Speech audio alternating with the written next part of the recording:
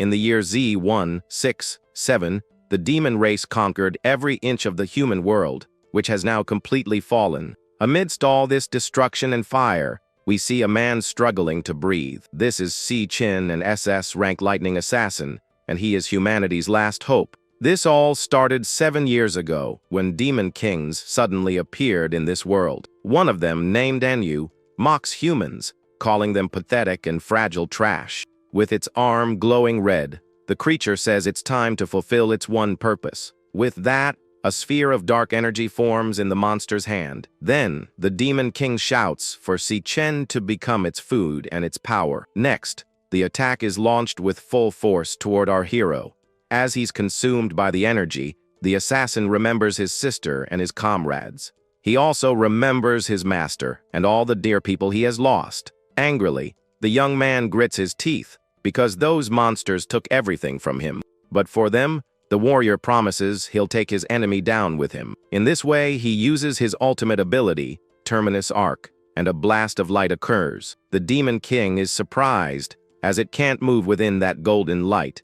Meanwhile, our protagonist's face shines brightly with all his power. His body begins to shatter like glass, and the infinity symbol on his chest stands out. In one of the shards, a sad memory of his sister appears. In another fragment, the young man remembers his master who trained him. Finally, he sees his parents and thinks he'll be with them again soon. The young man regrets not being strong enough and wishes he had more power. Amidst the light, the demon king yells at him, calling his race inferior. The monster's voice echoes as its body disintegrates in the energy blast. Si Chen thinks that if he could go back, he would have found the demon's lair sooner. If that had happened, the warrior believes he wouldn't have lost everything so early. Right after, everything goes dark and a deep silence fills the place. Suddenly, the protagonist's eyes open, as if he were waking up. He is now lying on a simple bed inside an unfamiliar room. Sitting up in bed, the young man wonders if he really didn't perish in that fight. Confused, he looks around the room and tries to understand where he is now. Then, the boy gets up and slowly walks to the window to look outside.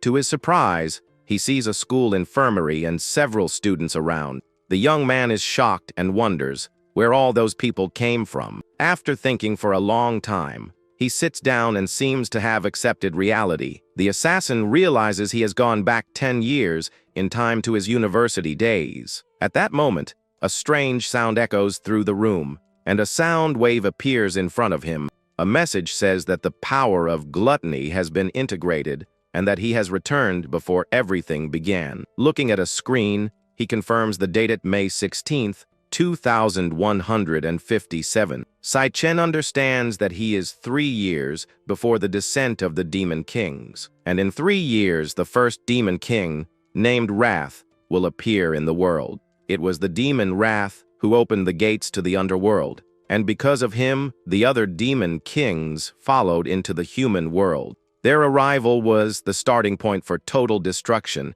and the reason our hero lost everything. But now, with his hands clenched into fists, the young man knows he's back, and everything will be different. The young man realizes that if he defeats the first one to appear, he might prevent the gates from opening. Then, he remembers the interface of the power of gluttony, which has been floating in front of him since he opened his eyes. Looking closer, the protagonist sees the sound wave transform into a data screen. With this, he's startled to see that the screen looks like a video game menu. The screen shows his name is Si Chen, level 1, and all his attributes are at 100. The assassin has never seen anything like this before, as in the past, he only fought with his awakened power. In this world, only 1 in every 10,000 people can become an awakened with special abilities. The school he attends only recruits potential awakened, but in his past life, he failed to awaken. For 4 years, the young man was the weakest of all, and now he understands why he woke up in the infirmary. Suddenly, the screen in front of him starts to glitch and shows a distorted image. A lightning-type assassin card appears with all his attributes and skills. Disbelieving what he sees, the young man recognizes it as his class from his previous life. At that moment, He feels power flowing through his body and wonders if he inherited the strength from his past life. With lightning coming from his body, the warrior is sure he has awakened earlier this time. Right after, the skill card disappears, and the infirmary door opens. From there, a boy with glasses named Malong, a flower enchanter, enters the room. His friend approaches and worriedly asks if Si Chen's body is okay now. The protagonist says yes and realizes his friend can't see the interface. Mao Long is shocked to see that all his friend's injuries have vanished overnight. Si Chen explains that this is his university roommate, Malong. He remembers that in his past life, his friend passed away on the third day of the demon descent. Overcome with emotion, the young man hugs his friend and feels that he has truly gone back in time. Then, Malong reminds him of the ranking test tomorrow and tells them to get ready. His roommate pulls him outside, saying the test is crucial for their graduation evaluation. Now outside, we see the university courtyard with the sun setting on the horizon. The campus is full of students walking around, and some are even using their abilities to train. Several young people are playing sports and having fun around the school grounds. The protagonist comments that it's been a long time since he's seen so many living people, and his friend gets confused. Not understanding at all, Ma Long suggests they just walk around the courtyard to relax. The hero remembers that he once completely lost everything he loved, and he knows that if he does nothing, that desperate future will come again. That's why the young man decides he needs to act immediately and raise his level as quickly as possible. At this time, the only way for an Awaken to level up was by taking down monsters in their lairs. The problem is that almost all demon lairs are controlled by large guilds. With his new stats, the young man wonders how strong he is compared to others and to the monsters. To differentiate power levels, the government classified the Awakened into ranks from S to E. He doesn't know what his rank will be in the test, but he's sure he's stronger than his friend. Suddenly, a basketball hits Ma Long right in the face. With that, the boy falls to the ground in a lot of pain from the impact. From a distance, a group of bullies sitting on the stairs spots them, and one of them points at the pair. The group's leader, a muscular guy, comments that they recovered pretty quickly. On the ground, Malong says they are very unlucky to have run into that guy, but Si Chen stands up and faces the group of bullies without showing any fear. The bully smirks and tells his friends that those two can take a good beating. He then complains that they knew he was playing and didn't bring any drinks. Scared, Ma Long immediately apologizes and says he'll go buy the drinks right now. However, Si Chen stops him and says it's not their fault and that the bullies should be the ones to apologize. The group of aggressors continues to watch the two from the top of the stairs.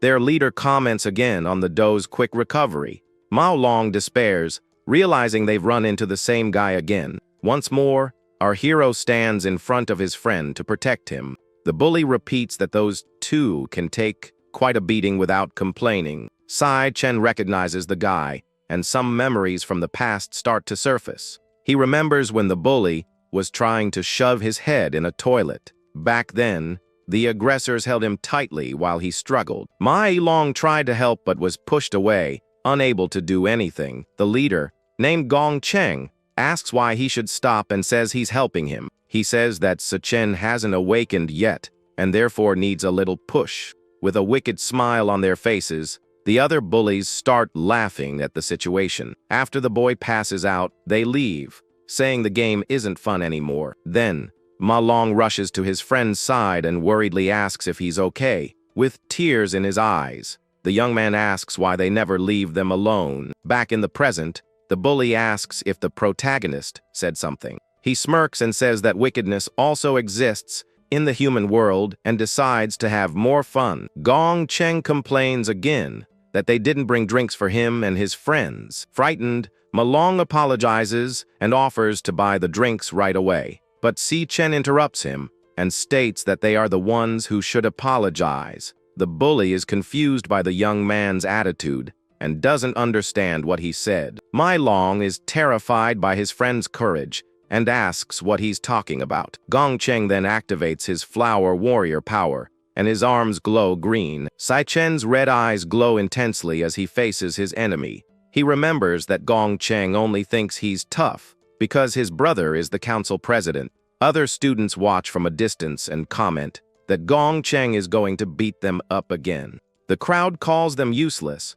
since one is the weakest awakened, and the other hasn't even awakened. Gong Cheng approaches Sai-chen with his fist glowing green, ready to attack. Annoyed, the aggressor asks what the protagonist just said to him. With a cold look, Sai-chen just tells him not to bother them again. Furious, the aggressor yells that he needs another beating and lunges forward with a punch. But to everyone's surprise, our hero blocks the attack very easily. With that, the bully retreats, feeling his arm tremble from the force of the impact. The crowd is shocked and wonders how he managed to block Gong Cheng's fist. Everyone is confused because they were sure the young man hadn't awakened yet. The aggressor gets very angry and yells, "How dare a weakling challenge him?" The protagonist then smiles and decides he'll test his new power on him. With that, the class change is completed, and he becomes a level 1 electric assassin. His friend Malong panics and asks when he awakened. Now, with yellow lightning coming from his body,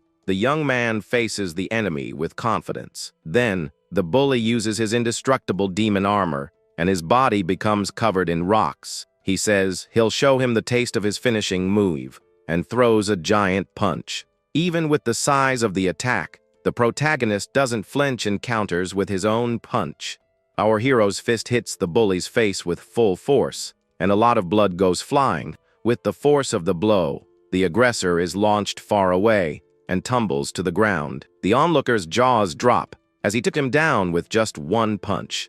His friend Malong is also completely shocked by the scene he just witnessed. Lying on the ground, the bully doesn't understand what happened and says it was a sneak attack. He then yells at his friends and asks if they're just going to stand there and watch. But the bully's friend is paralyzed with fear and can't move. At that moment, a dark and frightening aura surrounds the protagonist, and his eyes glow. The aggressor gets up in a rage and rushes at him, yelling that he's going to end him. With a quick move, our hero catches the enemy's punch with just one hand. The bully screams in pain as the protagonist squeezes his wrist tightly. With his eyes glowing yellow, Sai-chen tells the enemy that he is too weak. Then, he lands a powerful uppercut right in the aggressor's stomach.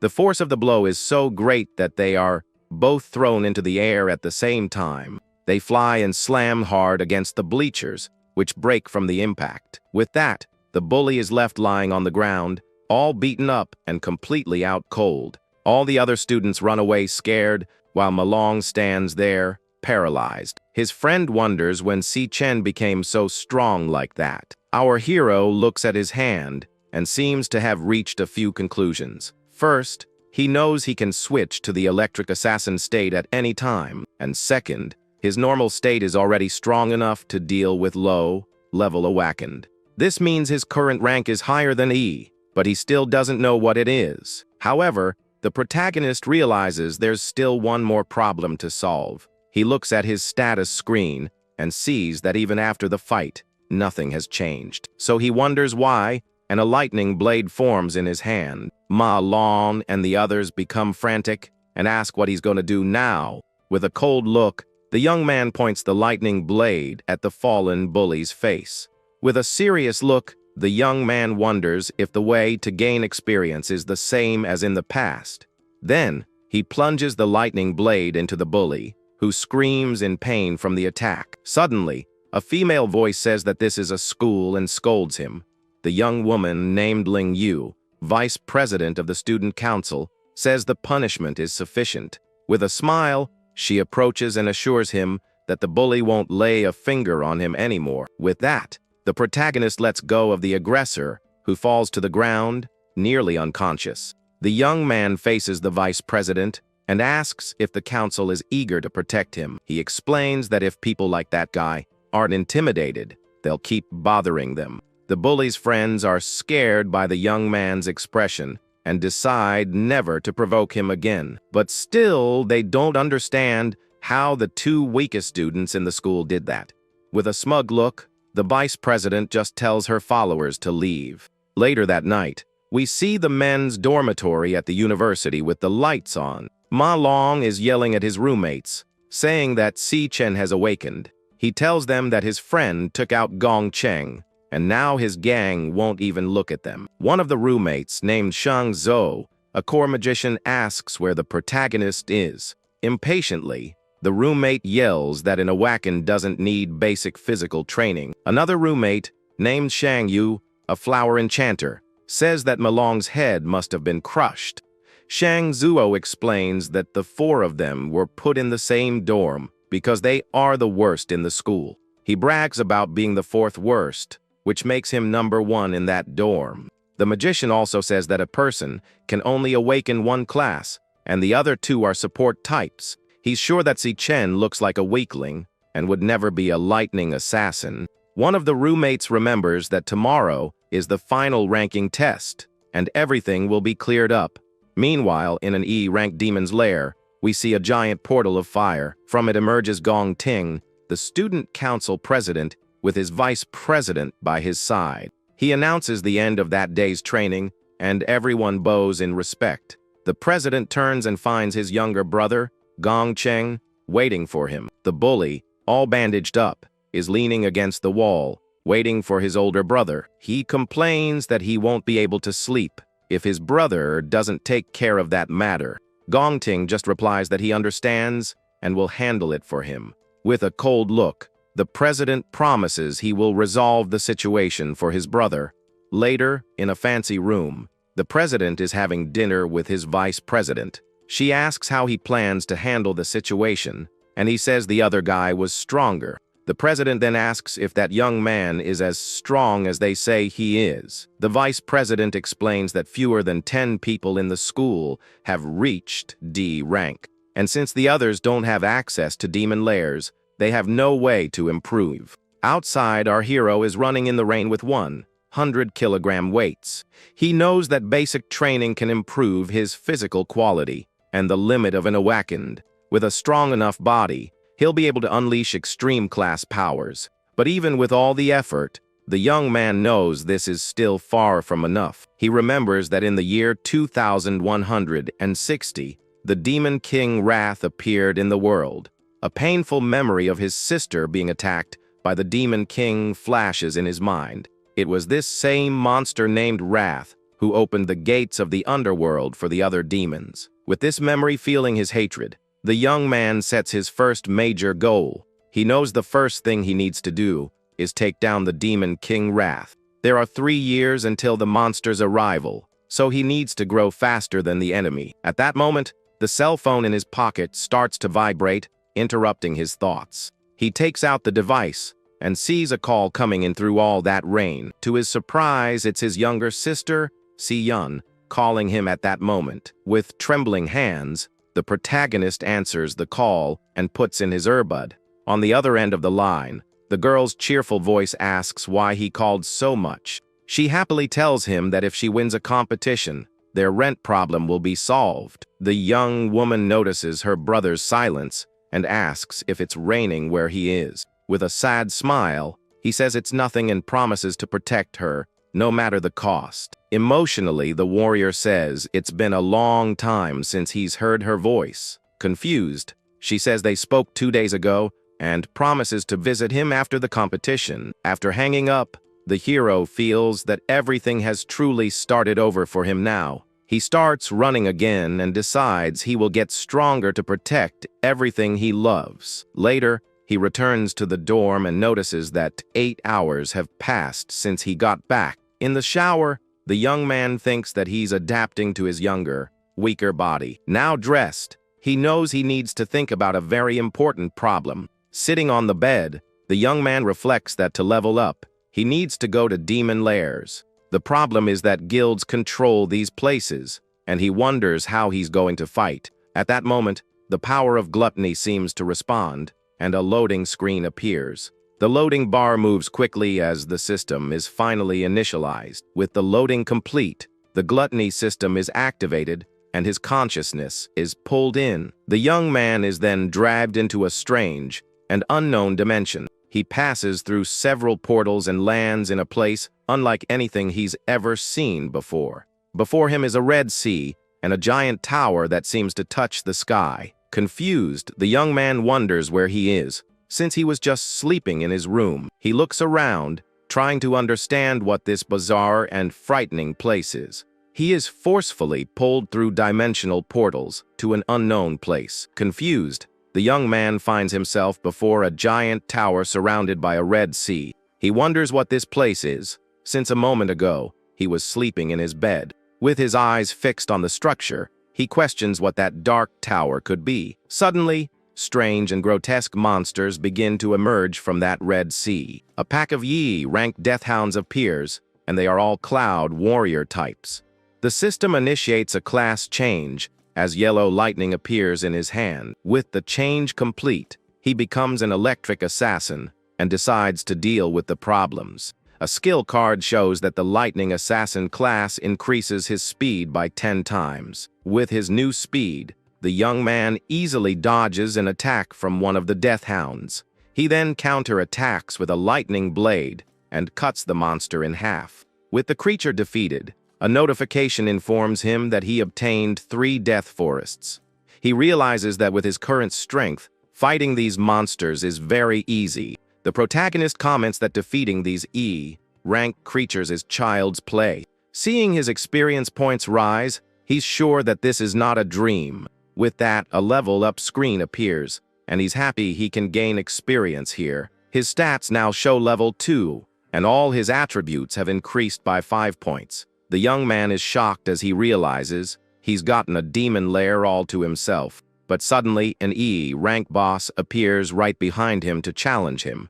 The creature unleashes a blast of fire, and the hero decides to test his limits against it. A boss's experience is higher, which is why he already leveled up to 3 so quickly. After defeating the boss, a strange notification appears over the monster's body. With wide eyes, the warrior approaches to see what the message says. He extends his hand toward the light, wondering what it could mean. The message says the monster is devourable, and the young man doesn't understand what that means. As he touches the light, he wonders if this is the true meaning of the power of gluttony. With the victory, he gains another 320 experience and some rare items. All the monster's energy is absorbed in a whirlwind of light and dark power. This energy condenses into a small, bright sphere of light in the palm of his hand. The sphere transforms into a card, showing that the monster has been absorbed and has given him a new skill. He realizes he can devour his enemies after defeating them and turn them into his own classes. With wide eyes, the young man is shocked by this new discovery and the power he has. Holding the card, he remembers where he has seen a similar power before. A memory of the demon King Lenyu comes to his mind, showing all its strength. Back then, the monster used a very similar energy to absorb its enemies. The young man understands that this was the power of the demon King Lenyu, the power of gluttony. He realizes that he somehow stole the power of gluttony from that demon king. Normally, each person can only have one class with defined strengths and weaknesses. But now, the protagonist has 2 classes at the same time, breaking all the rules. With this, he thinks that if he can devour other monsters, he will become even stronger. The warrior believes that with this power, he can have infinite classes if he wants. After the euphoria, the hero wonders why he received such an incredible power, and he also questions what that demonic tower behind him is. Suddenly, a crushing pressure comes out of nowhere and throws him forcefully to the ground. Feeling that intense energy, the young man wonders what is happening here. Then, a voice says it has finally arrived and has been waiting for him for a long time. At the top of the tower, a dark and powerful knight calls him by name, Si Chen. In his world, the awakened and monsters are classified into ranks from E to S. The knight attacks with absurd speed and sends the young man flying with a single blow. In his past life, he almost perished to reach S rank, but now he's at most D rank, and the problem is that the monster in front of him is an S rank boss, which makes everything worse. Desperate, he wonders what kind of lair this is with such a powerful monster. And the strangest thing of all is that the knight somehow knows his name. Even at a disadvantage, they exchange dozens of blows, but the boss has had several chances to finish him. With a single strike of its weapon, the knight tosses him into the air as if he were nothing, but the hero notices that no attack has hit his vital points. The boss is just toying with him. On the ground, the knight asks if he's still going to continue fighting like that. All beaten up, the young man understands that the monster doesn't want to end him, but wants him to surrender.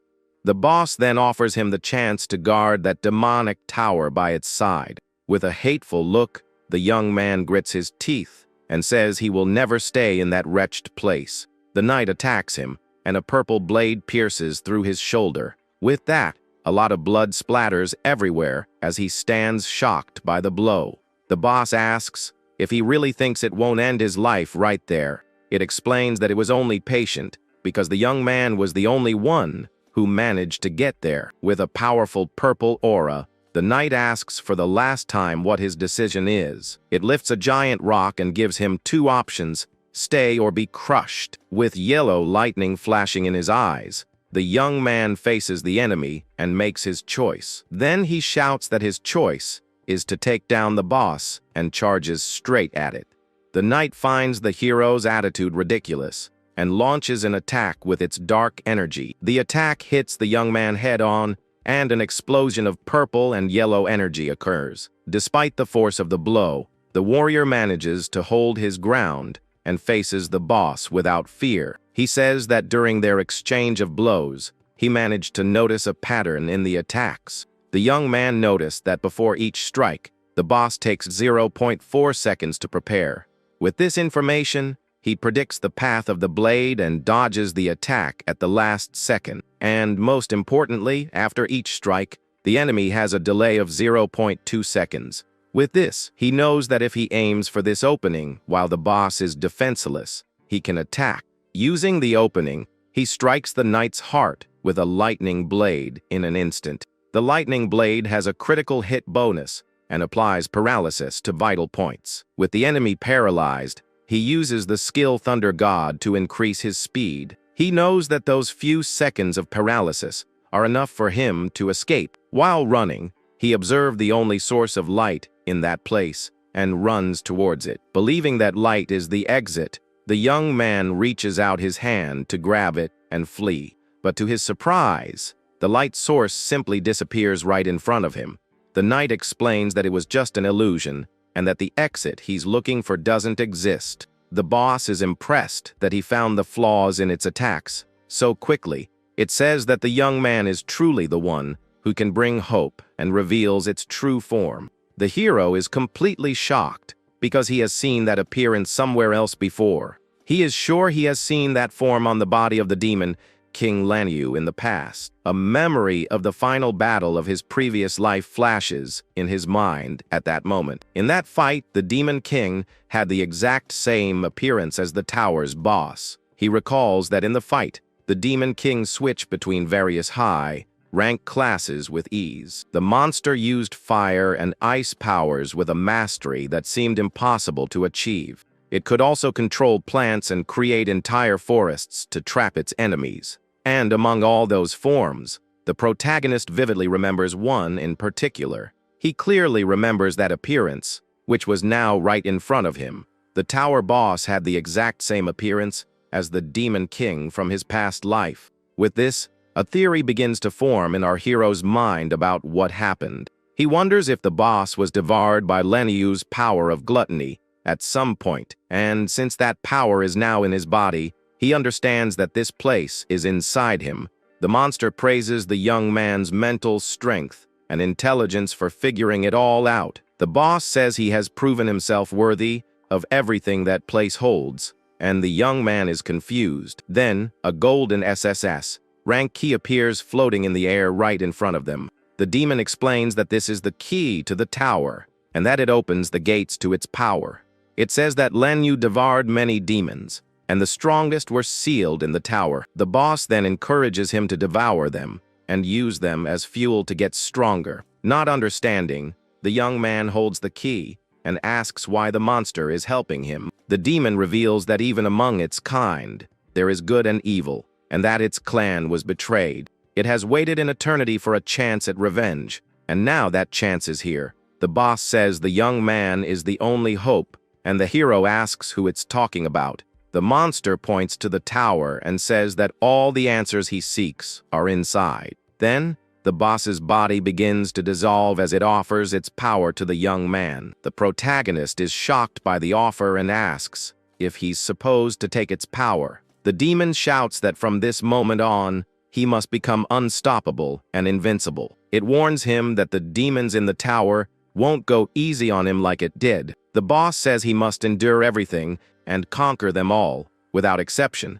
He needs to become the strongest of all until he finally devours all the demon kings. With its last words, the demon's body completely dissolves into particles of light. It says that only a man with that kind of determination is worthy of its power. The boss's purple energy floats in the air for a moment before disappearing completely. Right after, this energy enters the young man's hand, and a loading screen appears. After devouring the boss's power, a victory screen appears, and he jumps to level 10 all at once. With a determined look, the young man understands his new mission and promises to carry the demon's will. He now has the Purgatory Rakshasa class and swears he will make all enemies pay. Suddenly, a bright light fills the place, and everything around him starts to brighten. A loud voice yells for everyone to wake up, and the hero opens his eyes, still a bit drowsy. He sits up in bed and realizes he has somehow returned to his room at the university. His roommates hurry him for the test, and he wonders if he really is back in the dorm. The young man notices his injuries are gone and questions if it was all just a dream, but his system proves it was real, as the items and classes he gained are there. He sees that he jumped to level 10 in one night, and wonders what his rank would be now. At that moment, his roommate Shang Zhou approaches to tease him a little. With a mocking smile, the magician says that someone was talking a lot about him last night. He says that Malong spread the word to everyone that the protagonist has become a super strong guy. Annoyed, the roommate asks if the young man is trying to steal his spot as number 1 in the room. Xiang Zhou then challenges him to the ranking test to see what he's made of. As they walk to the test site, the cocky magician eats a snack to prepare. He boasts that even though he's E rank, he's mid-level while the others are low-level. The magician further explains that the difference between levels is huge and that he can defeat 10 of them. He brags that maybe his rank has gone up and walks ahead of everyone. Mai Long comes closer and whispers to his friend to aim for D rank and scare the cocky guy. With a confident look, the protagonist just thinks to himself about this so-called D rank. They continue walking through the university courtyard towards the site of the big test. Suddenly, the cocky roommate greets someone who was passing by at that moment. Arriving at the location, they see that many students have already gathered for the test ceremony. In the middle of the crowd, Gong Cheng's henchmen push others aside to clear a path. The roommate suggests they stay away from those guys to avoid trouble. But to their dismay, the two bullies look directly at them with anger. Our hero, however, remains calm and faces the aggressors without showing any fear. Upon recognizing him, the henchmen turn pale with fear, and one of them tries to stutter his name. Then, to everyone's surprise, the two of them bow and call him Big Brother Sai Chen. The roommate is shocked and wonders why the bullies are being so respectful. Not caring about the scene, the protagonist walks past them and calmly continues on his way. Suddenly, a voice calls him, and with his red eyes glowing, he turns to see who it is. A student council officer named Jiang Jian approaches with a mocking smile. He asks if the young man has any idea that Gong Cheng is the president's younger brother. The hero's roommates recognize the officer and become worried about the situation. They know the guy is the president's stooge and a powerful D rank, and they get scared.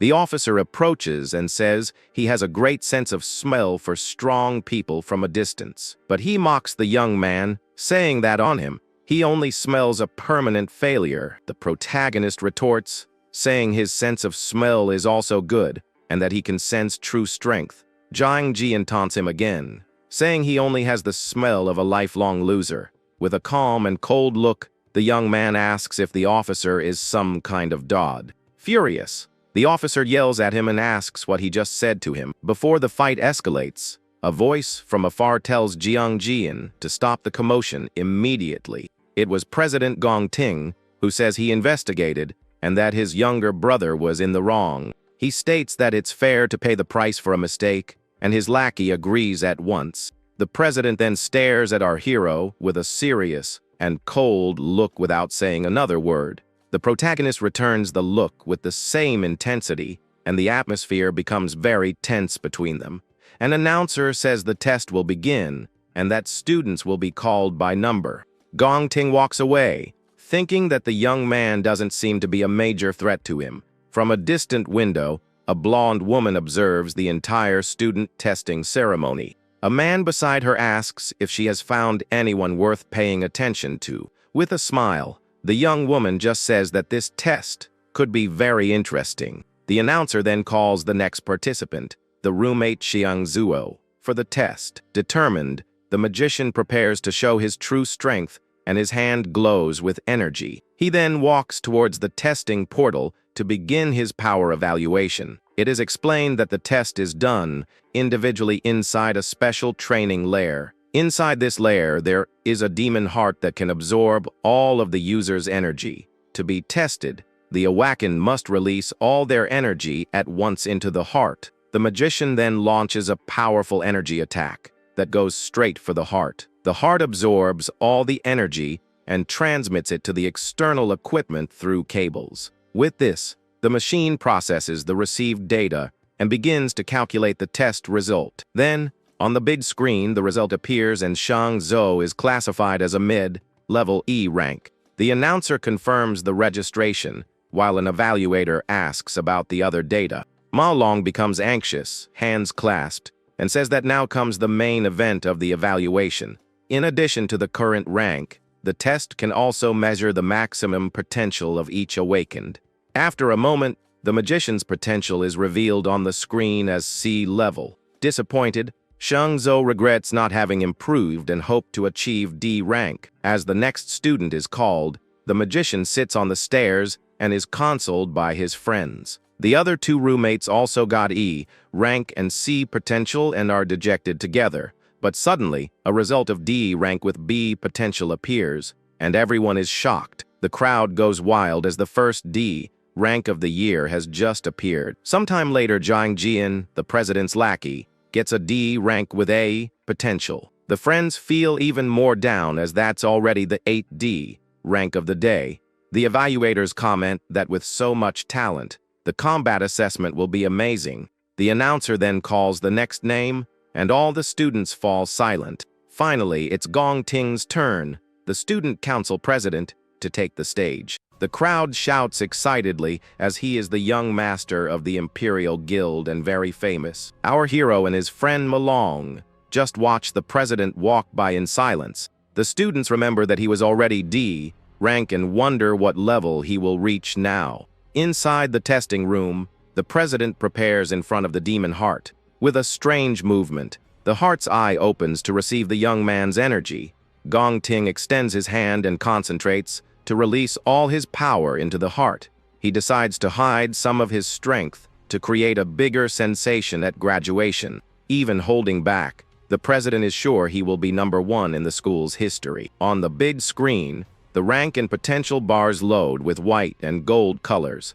One of the evaluators notices the golden color and is surprised, having never seen it before. The result impresses everyone, as he is a high-level D rank with S potential. The crowd screams in shock at his super high-level D rank and S potential. His followers celebrate, shouting that he is the first in history, and long live the president. Ma Long shouts in envy, as the school has produced a user with S potential, and they have made history. The evaluators are shocked, and one of them confirms that the president's result is correct. Everyone comments that an awakened with S potential is a treasure and will be protected by the state. Besides, he is the noble son of the Imperial Guild, and this news will make headlines. From afar, the blonde woman says that this year's test is really full of great talents. The university's principal, Yuan Long, asks if she already knew about Gong Ting's potential, but the young woman replies that she didn't come to the test just for him, and the principal is surprised. With a confident smile, she explains that compared to the president, she has another interest. She is eager to see another student's performance, and the announcer calls the next one. With a serious expression, our hero hears his name, Sechen, being called to the stage. A student in a floral shirt taunts him and tells him to bring honor to the dorm. He yells for the young man not to show an E rank, and that their room will become a joke. The guy continues to mock, saying that a bunch of weaklings like them only brings misfortune. Furious, Ma Long yells for the taunter to wait a bit and see what happens. He states with certainty that Si Chen will surprise everyone and shut him up. The protagonist then enters the testing room, and his name appears on the large blue screen. Xiang Zuo watches him from afar, while the bully continues to laugh at the whole situation. Inside the testing area, the young man prepares and wonders if he can really do this. With the young man in position, the demonic core in front of him opens its large, greenish eye. With his eyes glowing red, the hero extends his hand, ready to unleash his power. It is explained that the only chance to get into a good guild is the combat assessment.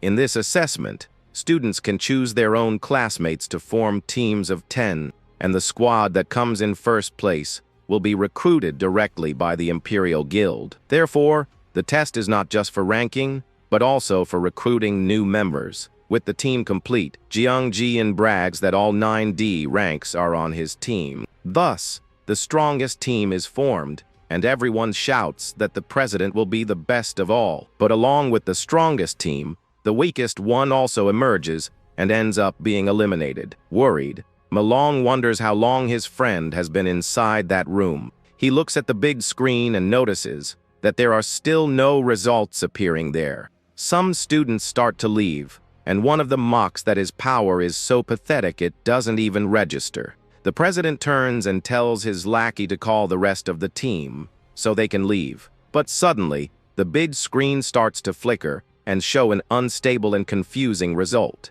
Then the result finally appears, and to everyone's surprise, it's a high-level D rank. With this, the protagonist's roommates' jaws drop, unable to believe what they've seen. Ma Long goes crazy with joy and yells to everyone that he was right about his friend's power. The president and his lackey are also surprised and don't understand how that was possible. Inside the room, a message warns that the system has detected instability and requests a new test. The young man realizes he was in his basic form and that his level 10 is equivalent to a high D rank. So he decides to use his full power, and a class change screen appears in front of him. With the change complete, he becomes the hellish Death King and decides to test this devoured class. With the new power, the D rank on the big screen begins to flicker and transform again. In seconds, the result climbs to an impressive mid-level C rank. To everyone's astonishment, the entire crowd goes wild, and Ma Long wonders how his friend's rank jumped again. Shocked, the president and his lackey look at the big screen, and the friend says the machine broke. The evaluators become frantic and wonder why the rank won't stop changing and if the system has failed. Again, the system warns of instability as the demonic heart begins to sweat with fear. The warrior thinks that his other classes are stronger and begins another class change. He becomes the purgatory Rakshasa and decides to see the full extent of his new power. Faced with so much power, the eye of the demonic heart dilates completely in pure fear. With that, an explosion of purple energy takes over the entire testing room. The energy is so strong that a dark, purple vortex appears in the skies of the university. All the students look up at the sky, scared, and wonder what the heck is happening.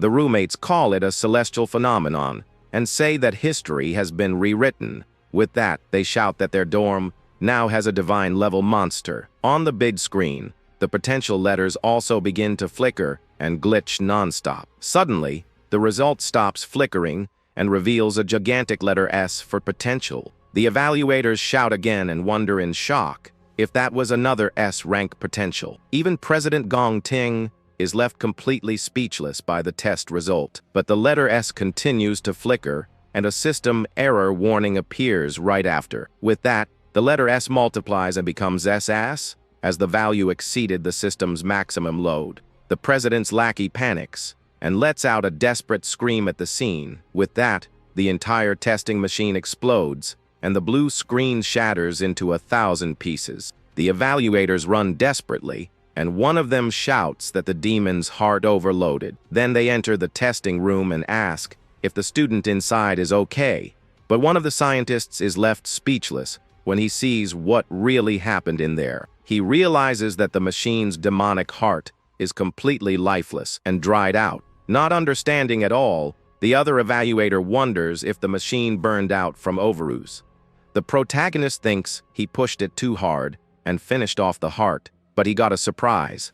With his power of gluttony, he devoured the machine's core and gained a new skill. Outside, the testing equipment continues to spark and emit a lot of smoke. With his eyes glowing blue, the hero activates his new demonic heart ability. Now he can see everyone's rank and realizes that most are a very weak E level. With his new power, the young man faces the crowd to test the limits of his ability. He sees that Gong Ting was hiding his strength and that his real rank was a mid-level C. One of the evaluators then announces that the heart suffered a sudden failure and the test has been suspended. He says that Sai Chen's data was an error and asks the others to come back tomorrow. With that, his friends surround him, calling him a genius and asking what he wants to eat. The lackey approaches angrily and says that a loser like him would never have that kind of power. He yells that the young man broke the machine, and now the student council will have to wait. Out of patience, our hero prepares for a fight, and yellow lightning comes from his hand. With his eyes glowing, the young man wonders if it wouldn't be better to just finish this guy off. But suddenly, Gong Ting appears and tells his lackey not to disrespect his new colleague. The lackey is shocked and asks what the president means by new teammate. Then Gong Ting extends his hand and invites the protagonist to join his squad. He guarantees that with the two of them together, the highest score in history will be theirs for sure.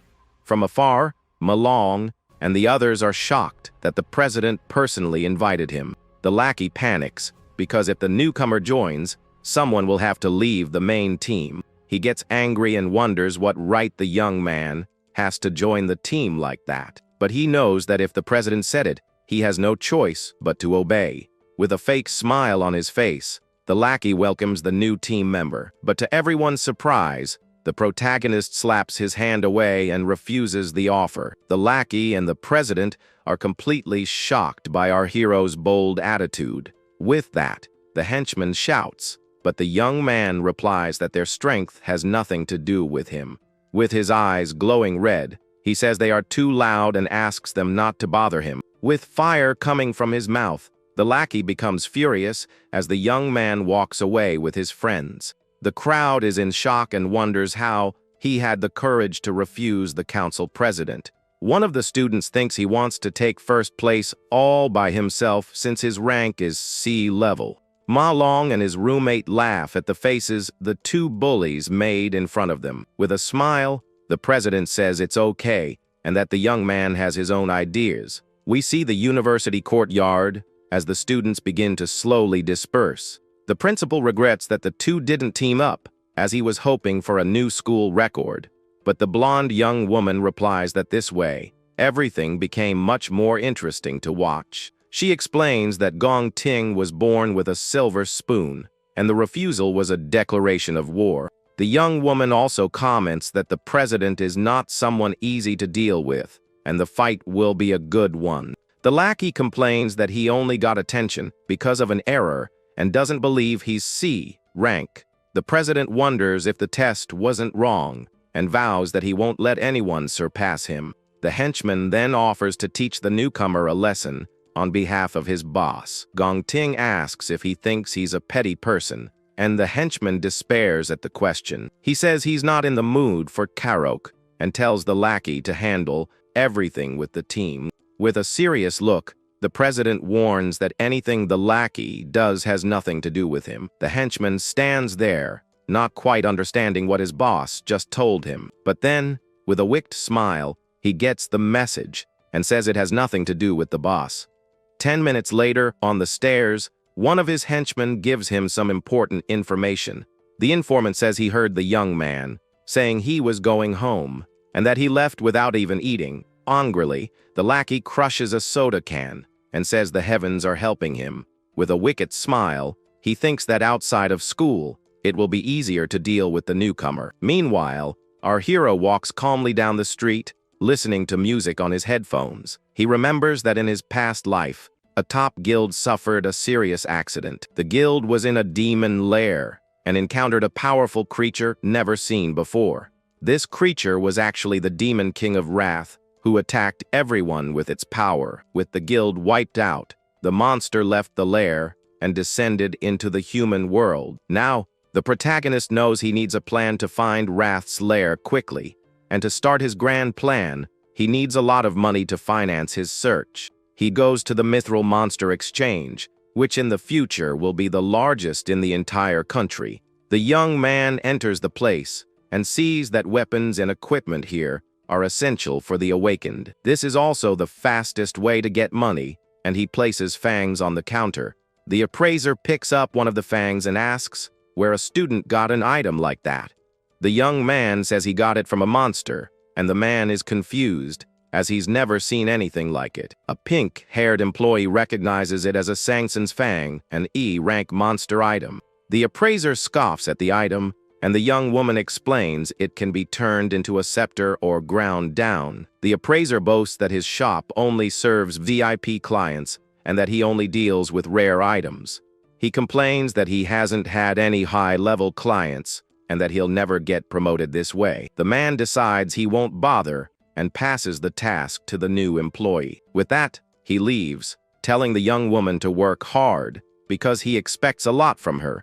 The employee then hands a folder with the money from the sale of the items to the young man. Upon opening the folder, the protagonist sees he got 18,000 and that this solves the rent issue. Next, he summons a giant purple sword and asks the employee to appraise the item. The sword is enormous and glows with a powerful energy as the young man holds it firmly. The employee's jaw drops, and she says that it's a very cool greatsword. She's never seen anything like it, but is sure the weapon is at least B rank or even A rank. The appraiser returns and scoffs at her, saying an A rank weapon costs 1,000,000 yen. But suddenly, a voice says the young woman is right, and that this is no ordinary piece of equipment. With a fake smile, the appraiser praises the boss for his sharp eyes and mocks the young man. The boss then reveals that it is an S-rank weapon from the lands of Purgatory. Shocked, the two employees scream in amazement, and the appraiser almost faints at the news. The boss shakes the young man's hand and welcomes him as a very special guest. The man invites him to the VIP room and says he can make any request he wants. The protagonist then thinks that his target has finally appeared and calls him by name, Kyung-ji. We see a cup of tea being served as the two sit down to talk in the room. The boss asks how the valued guest plans to handle such a rare piece of equipment. Without hesitation, the young man says he wants 1,000,000 yen for the powerful sword he brought. The boss is surprised by the amount and asks if the young man really wants only 1,000,000. He explains that a NAS-rank weapon is worth tens of millions and could cause a frenzy. So, the protagonist says he wants to use the weapon as collateral for a 1,000,000 loan. With a serious look, the young man promises he will pay back the full amount in just 1 month. The boss is impressed, as he's never seen a university student have an idea like that. He wonders if the young man is a genius or the son of a rich family who ran away from home. With that, the young man proposes to pay the principal plus 10% interest in 1 month. The boss then asks the employee to leave for a moment to speak with him alone. Alone in the room, the man says that if he's not mistaken, the young man is a senior at the university. He explains that the combat assessment is in 1 month, and the prize is 1,000,000. From this, he deduces that the protagonist is already sure he will take first place in the test. The man concludes that the young man is desperate for the money and has no other options. Seeing the situation, the boss decides to make a counter proposal to our hero. He offers $1.5 million in cash on the spot, with 0% interest for 1 month. With a smile, the man tells him to consider it a gesture of friendship between them. The young man remains silent for a moment, thinking about the unexpected offer from the shop owner. The shop owner says the young man studies at the National University and is about to graduate. The graduation assessment is in 1 month, and the prize for the winner is 1 million yen. He ventures a guess and says the young man is certain he will place first in the assessment. The boss assures him he will keep everything secret and offers privileges in future deals. The protagonist is impressed by the cleverness of the man who will be number 1 in the future. He knows that to defeat the demon of wrath, he will need help and can't do it all alone. Therefore, the young man decides he needs to find reliable partners and shakes the boss's hand. With a mana contract, the money is transferred to the young man's account instantly. The transfer of 1,500,000 yen is successfully completed between them. The boss then asks what weapon he will use in the assessment since he pawned his. He offers to lend B rank and A rank equipment since he doesn't have any S rank weapons at the moment. But the young man refuses the offer and summons another purple sword, just as powerful as the first. With the new weapon in hand, he says he has another identical sword, leaving everyone shocked.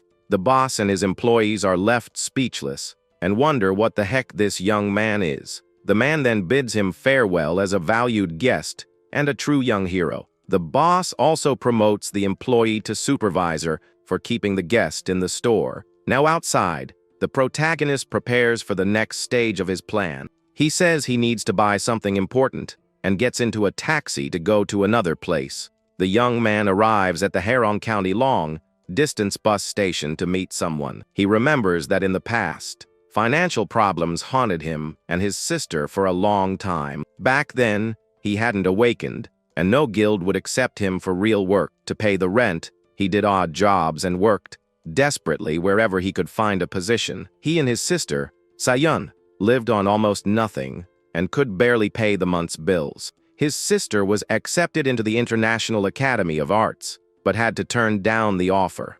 Holding the acceptance letter, she thought about what it would be like to attend her dream university, but afraid of being a burden, she tore up the letter because the place was too far from home.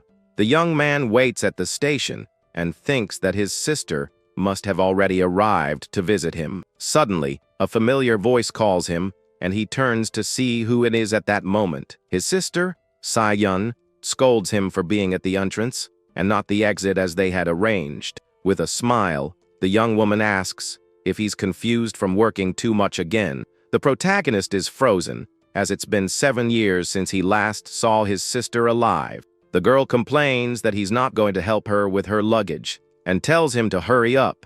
She finds her brother's silence strange and asks why he's just standing there like an idiot. Overcome with emotion, the young man hugs her tightly and holds her in his arms affectionately. Not understanding at all, the girl is surprised by her older brother's sudden action. After 7 long years, he finally sees her again and can hug her tightly. With a smile on his face, he thinks about how much he missed his sister and her presence.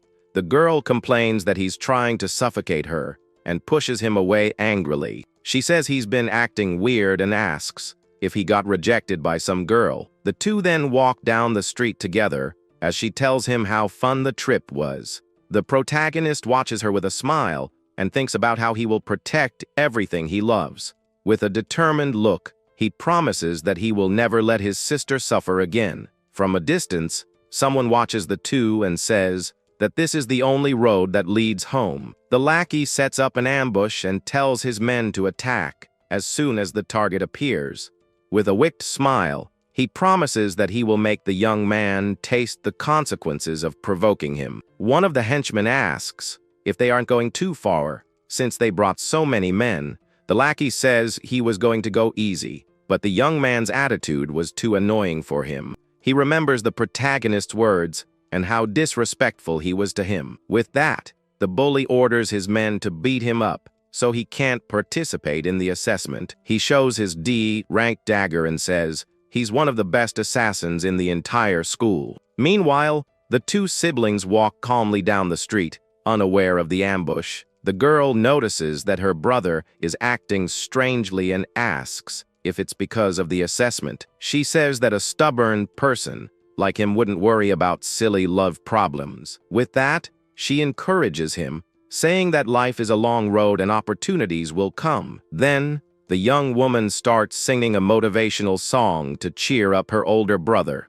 The protagonist smiles and realizes his sister is sensitive and noticed his change right away. He says he's fine, but the young woman thinks he's just acting tough out of pride. She concludes that her brother is getting old, and that the books were right about men. From a distance, the henchmen watch them as they get closer and closer to the ambush. One of the men asks why there's a girl with him, and the other thinks that's perfect. He says the alley has no cameras, and that the siblings will have a nice surprise today. Suddenly, the protagonist stops walking and senses the dark aura of the enemies nearby. He recognizes the aura of the student council gang and knows they are there. The young man sees the hidden henchmen and realizes they dared to follow him all the way here. Calmly, he takes off his headphones and prepares for what's to come. Then, he puts the headphones on his sister's ears to protect her from the fight. He says he has a song he likes and asks her to listen to it for a bit. With the music playing, he says it can convey his current state of mind.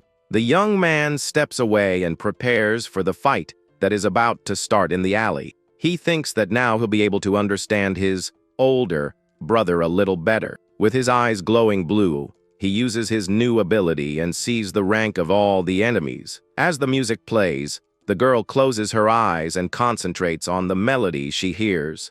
The henchmen charge at him, and the fight finally begins in the alley. The young man remembers that he lost his family in 2160 and has now found them again. With yellow lightning coming from his body, he prepares to protect his sister at all costs. He shouts that this is their first reunion in 7 years, and that no one is going to ruin it. With a quick move, he lunges forward and lands a powerful kick on one of the henchmen's faces. The force of the blow is so great that the man flies far away and falls unconscious on the ground. With his sister listening to music, he fights with all his might to finish off the enemies quickly. He moves like a bolt of lightning among the henchmen, defeating them one by one with precise strikes. One of the men screams in pain as he is thrown far away by our furious hero. With several enemies down, he continues to fight with impressive speed in the alley. He moves like a shooting star and takes down all the henchmen who dare to challenge him.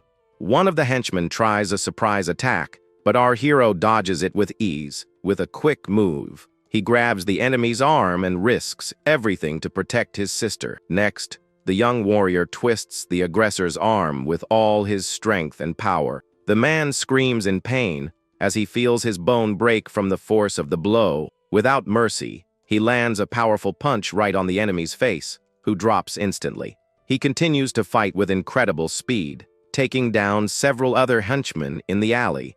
One of the aggressors is terrified and wonders how that boy is so strong. The aura of yellow lightning around our hero shines intensely with all his power. He turns and lands another devastating punch on one of the bullies surrounding him there. The blow is so strong that the henchman flies far away from the impact of the young man's attack. Now, only the lackey is left standing, facing him with his dagger ready for the final fight. Despite his fear, the man remembers he is a high-level cloud assassin and prepares himself. Furious, he shouts and wonders if the young man really thinks he can beat him in a fight.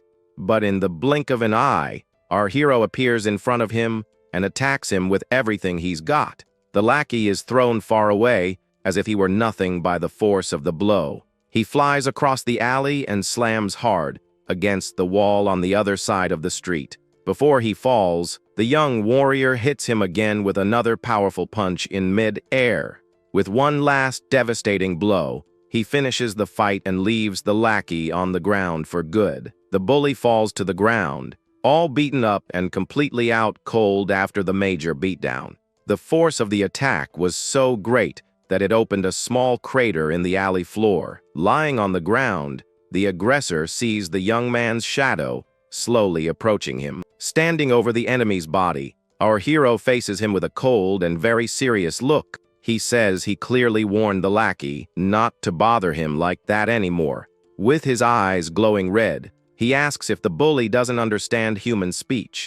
On the ground, the henchman realizes the test result was real and apologizes. The protagonist then grabs his dagger and threatens to end it all if he makes a sound. With tears in his eyes, the aggressor understands that the young man isn't lying and will actually go through with it. The henchman is frightened by the young man's deadly intent and wonders what he's been through. With a cold gaze, our hero tells the enemy to remember his next words carefully. He warns that he won't tolerate any more provocations and that they should never threaten his sister's safety. The warrior also warns that if they show up in his sight again, he will take them out. And with his eyes glowing red, he asks if the bully has finally gotten the message. Terrified and crying, the henchman nods his head, agreeing with everything he said. With that, our hero drops the dagger and leaves, leaving all the aggressors behind. Meanwhile, the young man's sister listens to the music and wonders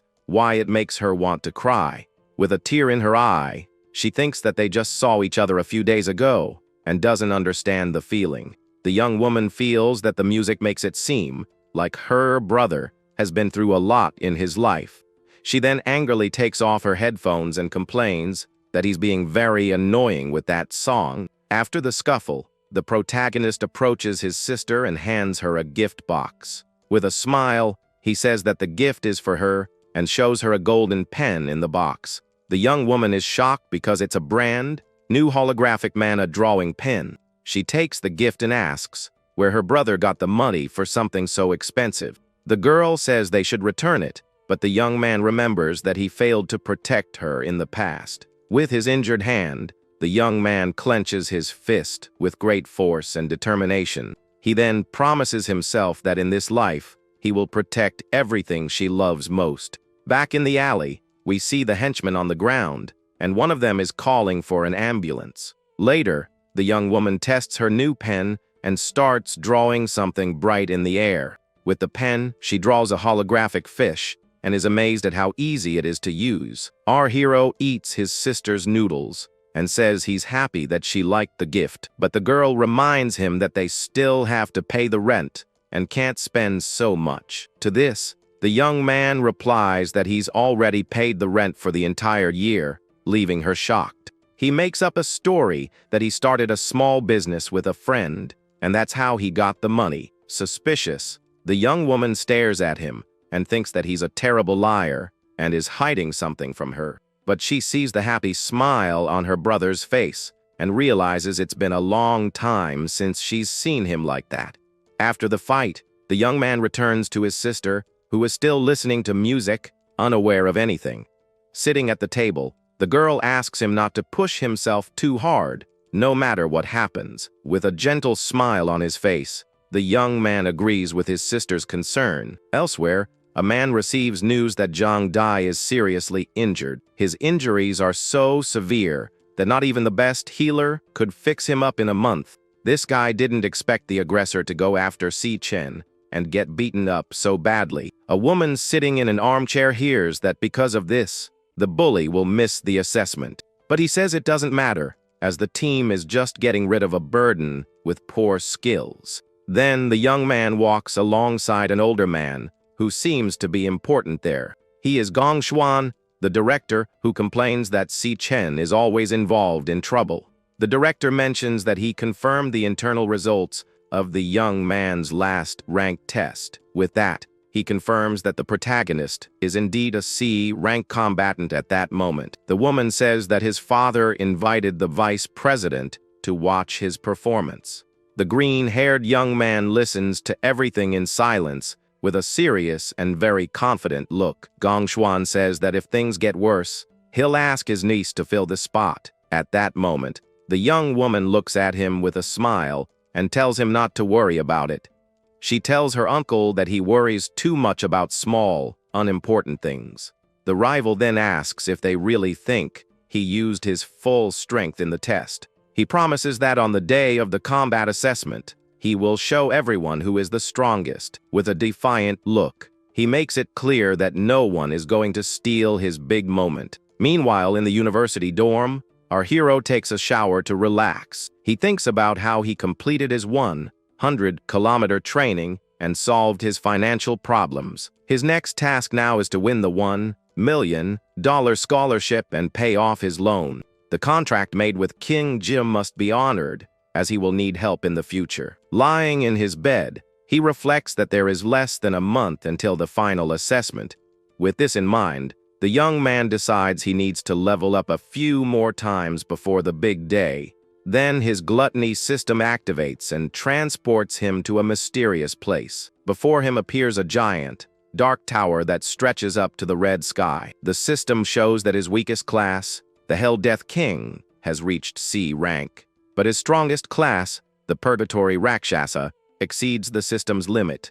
The ranks of his other two classes are still a mystery to the young man at the moment. Suddenly, an SSS key appears, and it's the only one that can open the tower's gate. With the key in hand, he decides he will test the power of the magic tower today. The gate opens, revealing a vortex, and he wonders what the scenery will be like inside. Without hesitation, the young warrior enters the portal to discover the tower's secrets. Upon being transported, he is surprised by what he sees and wonders where he is now. He has ended up in the fallen Star Wastelands, a desolate place full of stars.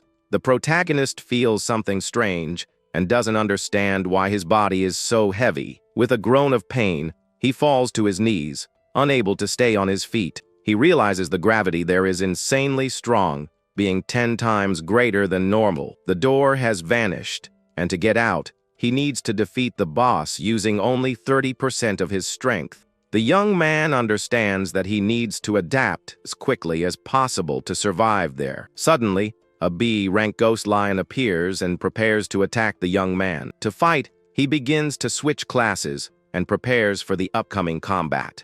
The switch is complete, and he becomes the lightning assassin to face the beast. The monster then leaps with its claws, ready to tear our hero apart.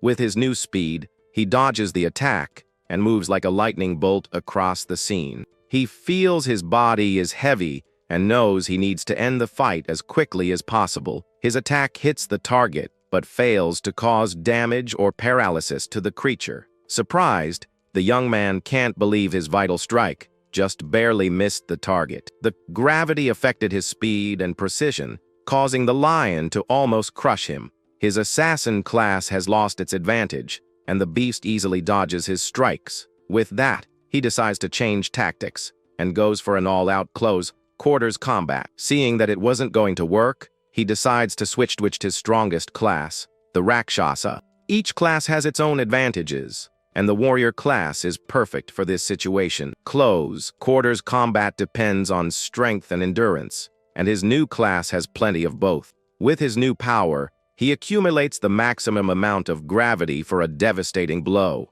The impact force of his attack is increased by 600 times for the final strike.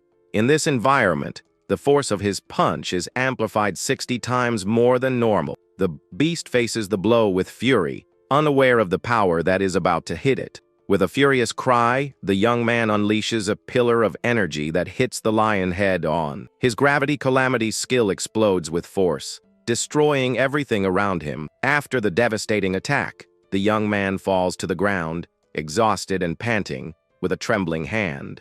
He lies in the middle of the crater while the system informs him that he obtained a lion bone. With 12,000 experience points, he levels up to level 11 and stares at the sky, tired. Each star on his card represents a multiplier, and the more stars, the stronger he gets. His Rakshasa class has more stars, so its power amplification is much greater than the other. But to defeat a B-rank monster, he had to use everything he had at that moment. The protagonist then wonders why he couldn't devour the monster after taking it down.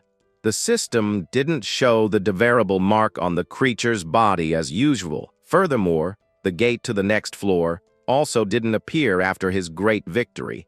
With a frightened look, he begins to realize that something very strange is happening. Suddenly, a dark rift opens in the sky, indicating that the danger is not over yet. The rift transforms into a giant, dark portal that hovers over the young man's head. Inside the portal, several pairs of glowing eyes stare at him with deadly intent. He then realizes that the true lord of that floor has not really appeared yet. To his despair, several ghost lions emerge from the portal, and the monster he defeated was just a minion. The beasts charge forward with full force and prepare to attack the young warrior without any mercy.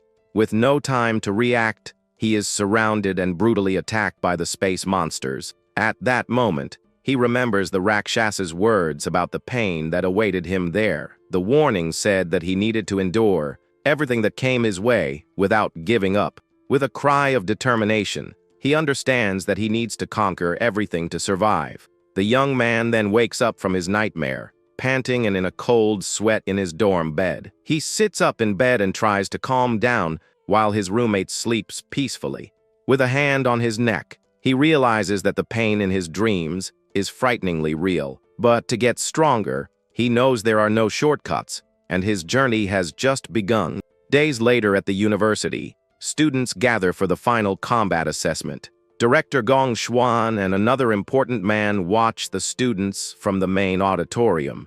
The students comment that the big shots from the guild alliance have come to watch the assessment. Because of this, the rules have changed, and our hero listens carefully from his seat. Now each team needs 5 members, and at least one of them must be E rank or higher. Someone suggests the change is for entertainment, and the director interrupts the conversation. He announces that everyone's rank information has been sent to their wristbands. All the students look at their wrists, and the holographic screens light up instantly. The list shows the names and ranks of each student in that class for team formation. One of the students points to the screen in shock and says there's something wrong with the list. At the bottom of the list, Sechen's name appears, classified as a measly low E rank. His classmate turns to him and asks how he can be such a low rank like that. A girl also finds it strange and remembers that his test had shown a C rank before. Some students mock him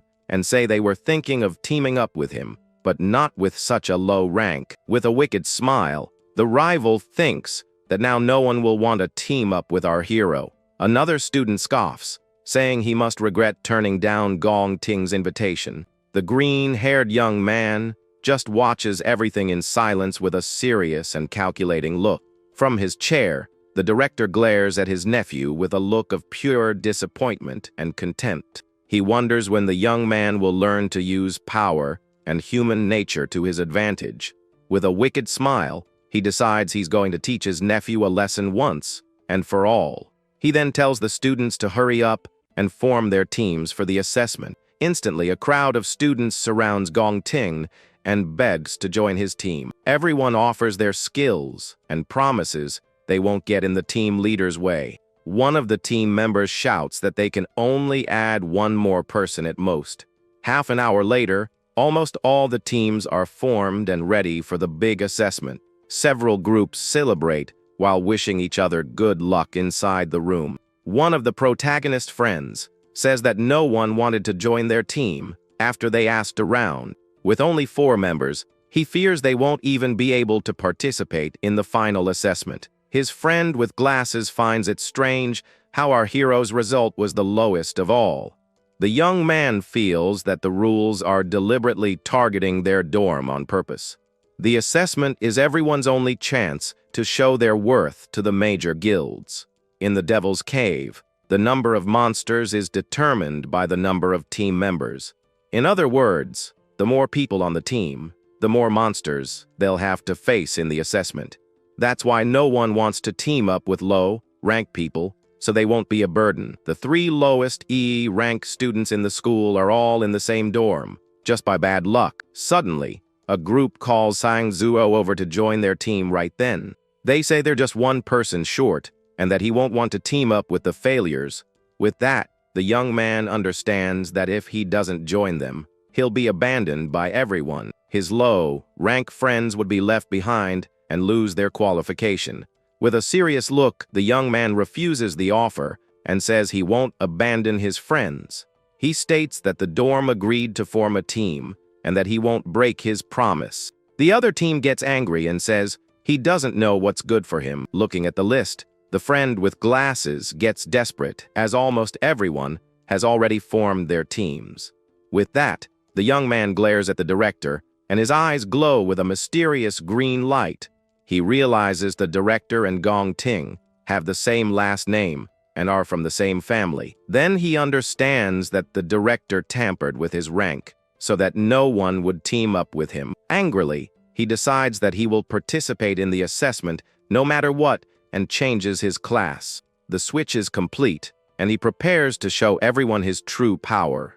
The young man says that assessments aren't the only way to prove someone's strength. His friends are confused and wonder what he is planning to do now. Awakened schools have a special tradition of one-on-one challenges between students. This action is a provocation, but also the most direct way to show one's own strength. Faced with a surprise challenge, many might refuse, but Gong Ting certainly won't. The rival faces the challenge with a serious look and prepares for the fight that's about to begin. The young man faces his rival and thinks that if he defeats him in front of everyone right now, people who want high scores will definitely want to join his team. Suddenly, a voice calls out to him and asks if his team still needs people. He turns around, and the girl says she also wants to participate in the graduation assessment. The young woman says she has reached D rank and won't be a burden to his team at all. His friends are shocked in wonder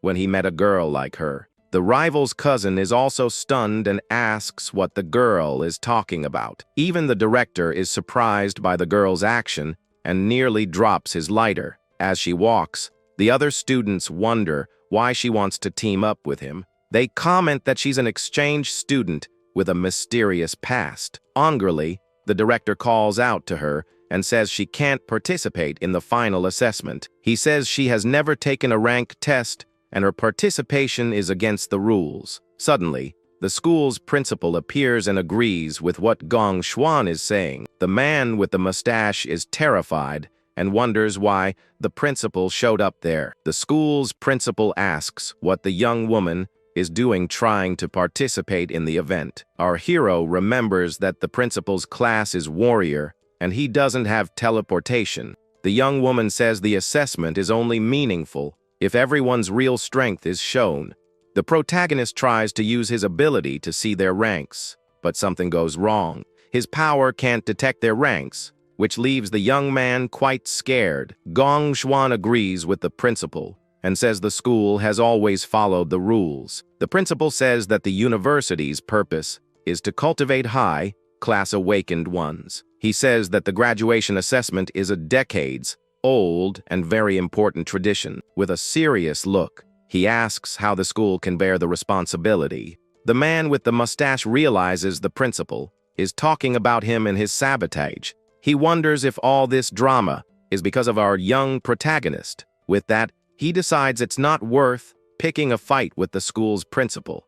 He thinks he has helped his nephew enough, and that now he should win easily. Then, the director changes his mind and says it was a lack of consideration from his office. He announces that teams with fewer than 5 members can also register now. With the new rule, our hero's team is finally formed successfully. His friends celebrate and name him the team captain for the final assessment. The principal comments to the young woman that her interest in the young man is greater than he imagined. On one side, the strongest team in history, and on the other, our hero and his friends. The principal wonders which cave they will choose and what their score will be. An instructor announces that the captains can begin the selection of the Devil's Cave. Suddenly, a notification appears, and the instructor is startled by the speed of the choice. The other students are shocked to discover that it was our hero's team that chose. One of the students is stunned and shouts in astonishment at the choice the team just made. His friends get desperate and ask him withdraw the choice he just made immediately. But the captain calmly looks at the screen and seems to know exactly what he's doing. The assessment is the first time students enter a real devil's cave. Clearing all the monsters is worth 10 points, and defeating the boss yields another 20 points. Completing the mission in 1 hour gives 20 points, but different caves have different difficulties. Each cave also has a point multiplier for the team's final score. For example, the F-rank cave can give a maximum of 75 points in total, but an E-rank one can reach 100 points with its special multiplier of 2. The team with the highest score will receive an offer from the famous Empire Guild. Additionally, the team's MVP will get a manager position in a $1 million bonus. The highest score in the school's history is 90 points, set by the current leader. Because of this, many believe that Gong Ting's team can break that record today. Suddenly, a notification appears, and the instructor is startled by the quick choice. With wide eyes, he realizes it was our hero's team that made the choice. To everyone's astonishment, he chose the D-rank difficulty Devil's Cave. One of the students shouts in surprise upon seeing they chose a D-rank cave. The screen confirms the choice and shows our hero waiting for the members' confirmation. No one can believe it, as no graduate has ever raided a cave of that level. His friend shakes him and asks if he's gone crazy for choosing that cave. Another teammate throws himself on the floor and cries in despair over the situation. The notification asks him to confirm, but he wonders if there's still time to back out. The friend with glasses looks at him and asks if he has thought carefully about what he just did. Calmly, the young man replies that yes, he has thought very carefully about his choice. At that moment, another notification appears and shows that Gong Ting has also chosen D rank. The screen confirms his rival's choice and shows that all members have already accepted. The other students are stunned to see that another team has chosen the same level. With a confident look, the rival team seems ready for the challenge ahead. One of the girls on the rival team scoffs at them and says they don't know their place. Another student says they're just trying to get attention since they're going to lose. The girl says their team will fall apart in the blink of an eye, for sure. The friend with glasses observes the captain with a serious and doubtful look. He notices our hero's determined expression and his powerful and strange aura. In silence, he looks at him and thinks about how much his friend has changed lately. With that, he accepts the mission and says he will follow his friend to the end. Another teammate also accepts and says it makes no difference since they're in last place. The last member of the team looks at them with a face of pure, total despair. He complains that he was supposed to be the dorm leader, and now he's the last one to decide. But in the end, he also accepts and tells everyone to go all in on this crazy idea. The screen confirms the choice and shows that all team members have accepted. The captain turns to his team and prepares to speak to all of them now. He apologizes and says he chose the D-rank cave to get the MVP. With a determined look, he says that since he made them go along with him on this adventure, he then promises that they will get the highest score in the assessment altogether. But from afar, the rival stares at him and thinks that the MVP prize is already his for sure. The protagonist's friends are shocked by their new captain's sudden confidence. With glowing eyes, Gong Ting says there can only be one strongest in that school. The blonde-haired young woman notices the expression on the enemy's face and is surprised by it. She realizes that the rivalry between the two has finally come out for everyone to see. The school's principal comments that youth is good because it's not afraid of the unknown. But the young woman thinks that our hero's choice was a bit too confident for him. She recalls that even with a multiplier of 3, the D-rank cave is very difficult. The difficulty is several times higher than that of an E-rank cave, and they are not the ideal team. With a smile, the principal says there's only half a month until the assessment truly begins. He thinks it's impossible for them to improve their skills in such a short time, but the man hopes that our hero's team can at least put on a good show. 17 days before the assessment, we see the young man's team exhausted on the training field. The friend with glasses complains that everyone else is training in simulation rooms, not here. He asks why they're playing dodgeball, and running all day without stopping for a second. Our hero explains that at this stage, virtual combat and elemental power are useless. He says that fear and the unknown will crush anyone inside a devil's cave. In those moments, what decides one's fate isn't theories, but pure instinct. That's why he says they are training to improve their endurance and reaction speed. The young man states that the school's simulation is limited, and only a real cave serves as training, but he knows that ordinary people can't enter these caves to train for real. Only the extraordinary with privileges and advantages get this kind of access. With this, they widen the gap with others and always maintain high positions. His rival is one of those who was born with the best of everything from birth. They possess things that other people will never be able to touch in a lifetime. Then one of his friends asks what people like them, with nothing, can do to change that. Our hero says they must enter the Empire Guild with the highest score of all. The friend with glasses understands that the assessment is their only chance to surpass the others. And with a serious look, the young man thinks that this is also his best chance to turn the tables. He states that he will do his best to keep his promise and that they will win. With 15 days to go, he trains in the magic tower, facing the ghost lions again. During the combat, he is hit head-on and suffers a serious injury to his chest. The beast's blow throws him back with great force, showing the intensity of the training. With 10 days remaining, the team continues their grueling physical training on the track. Back in the magic tower, he continues the fight and is now able to defend against the attacks. Meanwhile, his rival is also training intensely, cutting down monsters with his sword. With only 5 days left, our hero's team continues the intense physical training. With 3 days until the assessment, the rival looks confident and ready for the big battle. With 2 days to go, the young man levels up to level 16 as a lightning assassin. On the last day, he is injured but determined, because the real battle begins now. The day of the combat assessment finally arrives, and a drone greets the participants. One of the students prepares for the event, calmly adjusting his combat gloves. Our hero and his team are ready, and the drone asks them to check their equipment. With a flash of light, the graduation assessment finally begins for all the students. At the university's administration building, important people arrive in luxury cars.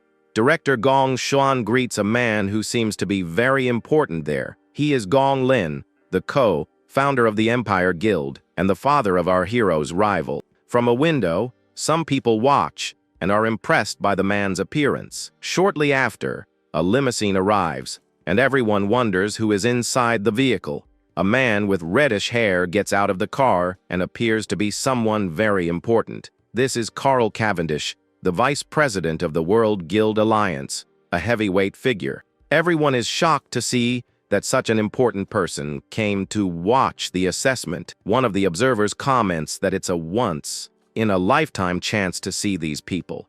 As the guests enter, the others think about how a connection could change their lives. The instructor reports that 184 students are participating in 28 teams. He explains that 23 teams chose F rank and 3 chose E rank. In addition, 2 other teams chose the D-ranked cave. To the astonishment of Secretary Segrid, the vice president eats some snacks and offers them to the director, who politely declines.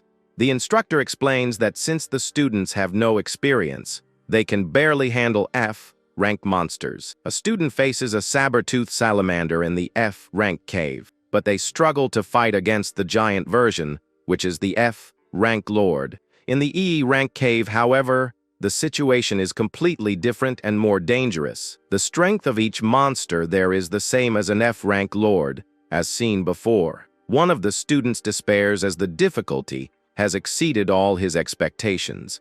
Hearing this, the secretary asks if there are any protective measures for the students.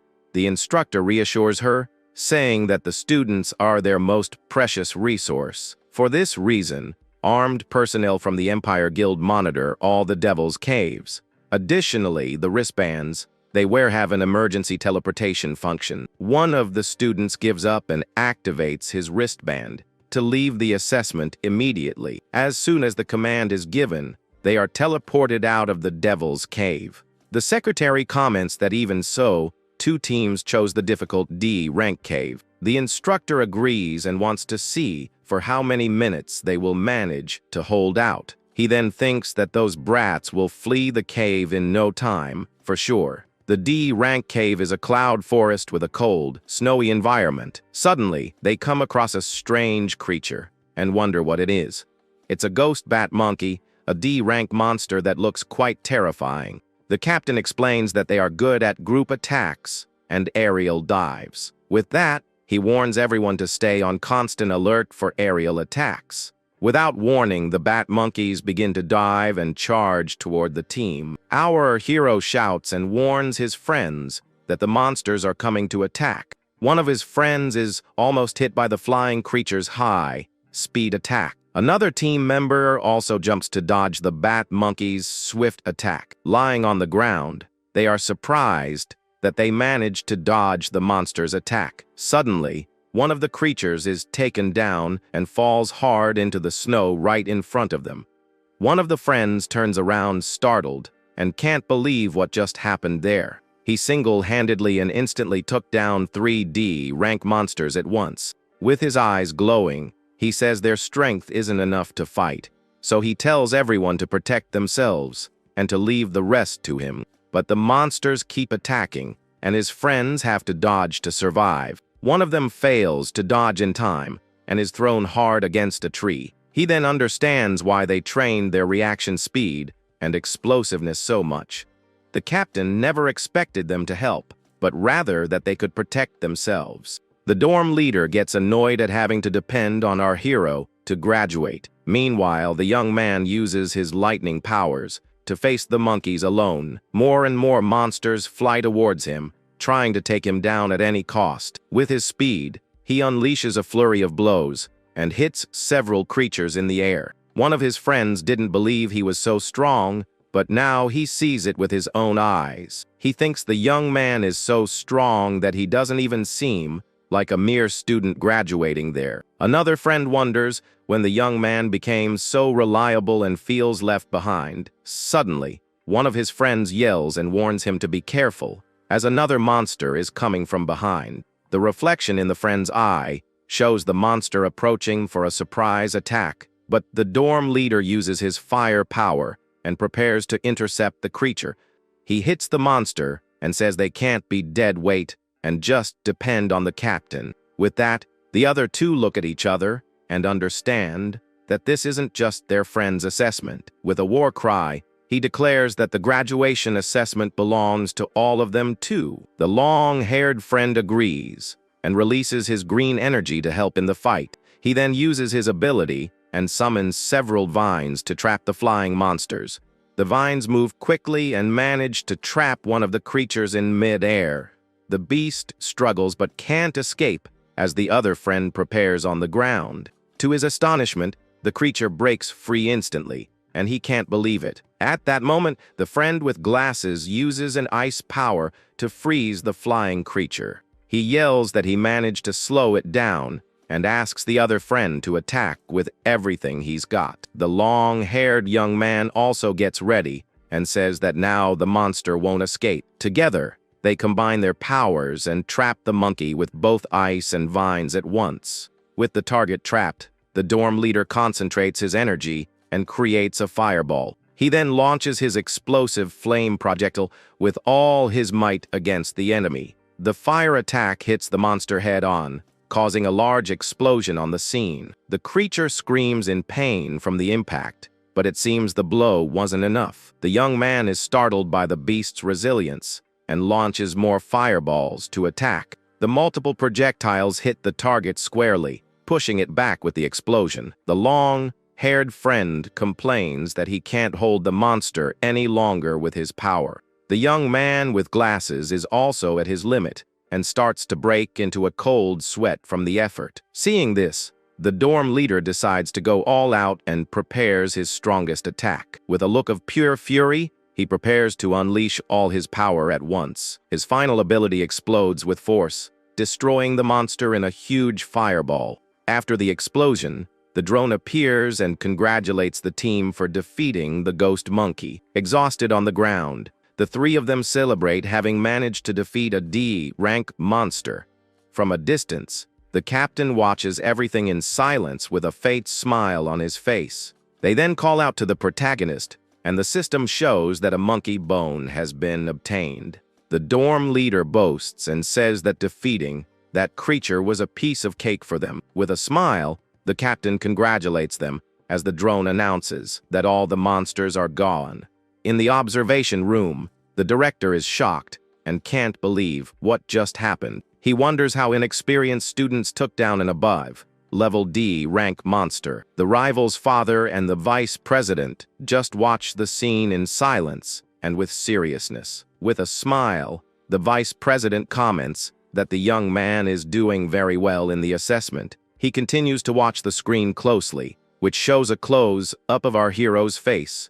Then the man says that the young man looks a lot like an old acquaintance he had. He decides that he will remember the young man's name, as he has now picked his interest. Beside him, the rival's father stares at the screen with a serious and suspicious look. With a bead of sweat on his forehead, the director with the mustache seems very nervous about the situation. Trying to change the subject, he draws everyone's attention to the other team in the cave. The screen then shows the rivals' team fighting and advancing easily through the dungeon. The secretary comments that their coordination is incredible and they look like a professional team. The vice president finds it interesting and says that the quality of this year's graduates is not bad. But director with the mustache claims that the battle is just beginning and the show is about to start. Meanwhile, the rivals' team encounters new poisonous and dangerous mushroom monsters. One of the girls on the team uses a guitar to waken the creatures with her music. Next, another member uses a purple energy to gather all the monsters in one place. His stellar attraction power pulls all the creatures to the center of the great battle. With the enemies gathered, the team leader prepares to attack with his glowing sword. He unleashes a devastating energy slash that hits all the monsters at once. With a confident look, he shows his power as a C-rank nuclear warrior. One of his friends comments that dealing with them is easy because they are the same as in training. Another teammate thinks that the assessment was rigged and that with the right support, life is easy. With victory guaranteed, they decide it's time to face the Devil's Cave boss. Back in the Cloud Forest, our hero's team continues their journey through the snow. With his red eyes glowing, he leads the way with a determined expression. After a long walk, they finally reach the peak of the D-rank cave. Before them stands the boss of that floor, an injured and furious ice ghost monkey. The friends are terrified of the final boss, and one of them says a single slap would take him out 10 times over. The giant creature glares at them with glowing red eyes and a murderous fury. The friend with glasses screams in terror as he realizes the monster is looking in their direction. With a roar, the beast charges, and the friends run in desperation, but the captain stands still. In the blink of an eye, the young man jumps and lands a lightning kick on the gorilla's head. The powerful blow throws the creature back with great force, shattering the ice floor. Flying through the air, the beast has no time to react to the young man's surprise attack. Giving no quarter, the hero continues to attack with his high-speed lightning strikes. With a final blow, the monster is defeated, and its body shatters into several pieces. His teammates are shocked and can't believe the boss was defeated so easily. The system then announces that he has gained 200 experience points and an ice monkey hide. But the young man is annoyed because the experience and items gained were very poor. Suddenly, he notices something and is amazed by the number of mana stones he found. One of his friends points to a hollow log and calls him over to see what's inside. He shouts that the monster was hiding a lot of mana stones that must be of intermediate grade. With this, the three friends rejoice and think that if they sell the stones, they'll be rich. But the captain senses something is wrong and shouts for them to wait and not touch anything. However, it's too late, and one of the friends has already touched one of the crystals with his hand. Instantly, a blue energy hits them, and they are thrown back with great force. Our hero is also caught in the blast and tries to shield himself from the attack's impact. The trap explodes in an ice bomb, freezing everything around it in an instant. The explosion freezes one of the friends, and even the drone that was filming the assessment. As a result, in the control room, the signal from our hero's team is lost instantly. The director with the mustache smiles and thinks that they fell into the trap, as monsters are clever. The man with the mustache then says they need to save the students and decides to intervene in the assessment. But the rival's father and the other man ask him to wait and give them a little more time. The man with the scar explains that their vital signs are normal and they haven't given up. He then states that the right to choose should remain in the hands of the students themselves. Back in the cave, the friend with glasses sneezes and shivers from the cold because of the ice. He's thankful they are support types and have the resistance not to freeze completely. Suddenly, a wicked laugh echoes and a shadowy figure emerges from the ice crystals. Our hero turns around and wonders if that is the true lord of the devil's cave. His friend with glasses recognizes him and says he saw him in the school's monster encyclopedia. He is the Icebone Skeleton King, a mage who loves to play with his prey. Frightened, the young man thinks he can't face a C-rank Lord monster alone. He tries to run to help the captain, who was still trapped in the ice. But an ice spike hits his leg, preventing him from running away from the danger. Lying on the ground, he screams in pain as he slides down the ice mountain uncontrollably. The Skeleton King laughs at his prey as he prepares for the next attack with his magic. The young man's wristband warns him of the injury and asks if he wishes to withdraw from the assessment. But the young man refuses and says he needs to get his friend out of the ice as quickly as possible. With his ability, he tries to purify the ice and free the captain from that prison. Suddenly, an ice spike hits him and throws him to the ground with a serious injury. Lying in the snow, the purification fails, and he can't help his friend in time. The Skeleton King laughs at the failed attempt and enjoys the young man's despair. With that, the monster prepares another attack, and the friend's wristband warns of the imminent danger. Terrified, he thinks about giving up, but a memory stops him from making that choice. He remembers how he always ran away and was left behind for being weak and cowardly. The young man recalls that the captain always helped him and that they risked everything to get here. He and his friends finally have a chance to change their destiny, and he can't waste it. With a determined look, he shouts that he will never give up and will fight until the end. He then uses his purification ability again to try to free the captain. With a cry of effort, he unleashes all his energy at once against the ice.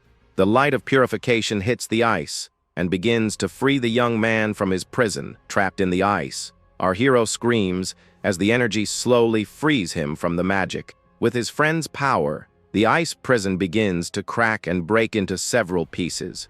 The young man with glasses continues to shout and uses all his strength to free his friend. From within the ice, our hero's eyes glow with a powerful golden energy. In a divine flash, the ice explodes, and the young man finally breaks free from the spell. The Skeleton King stares at the scene, shocked, and can't believe what just happened. Free from the ice, the hero helps his injured friend, who is lying on the snowy ground.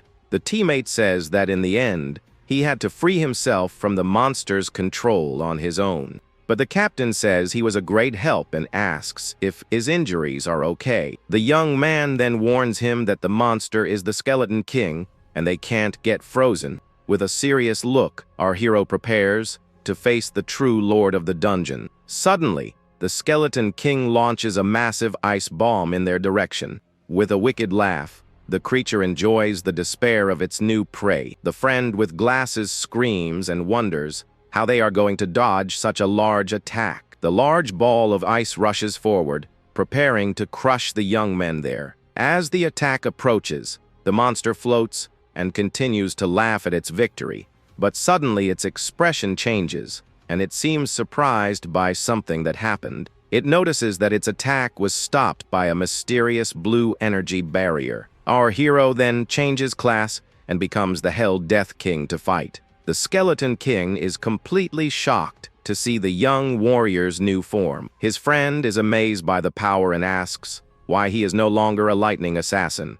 With a bead of sweat, he wonders if his friend is a rare one in a million awakened one. And the young man questions if the captain is a dual class awakened one. At that moment, he apologizes for his miscalculation and prepares to change classes again. With a determined look, the young man promises that the situation will be very different now. The class change is complete, and he becomes the purgatory Rakshasa to fight. His friend with glasses is even more shocked to see his friend's new transformation.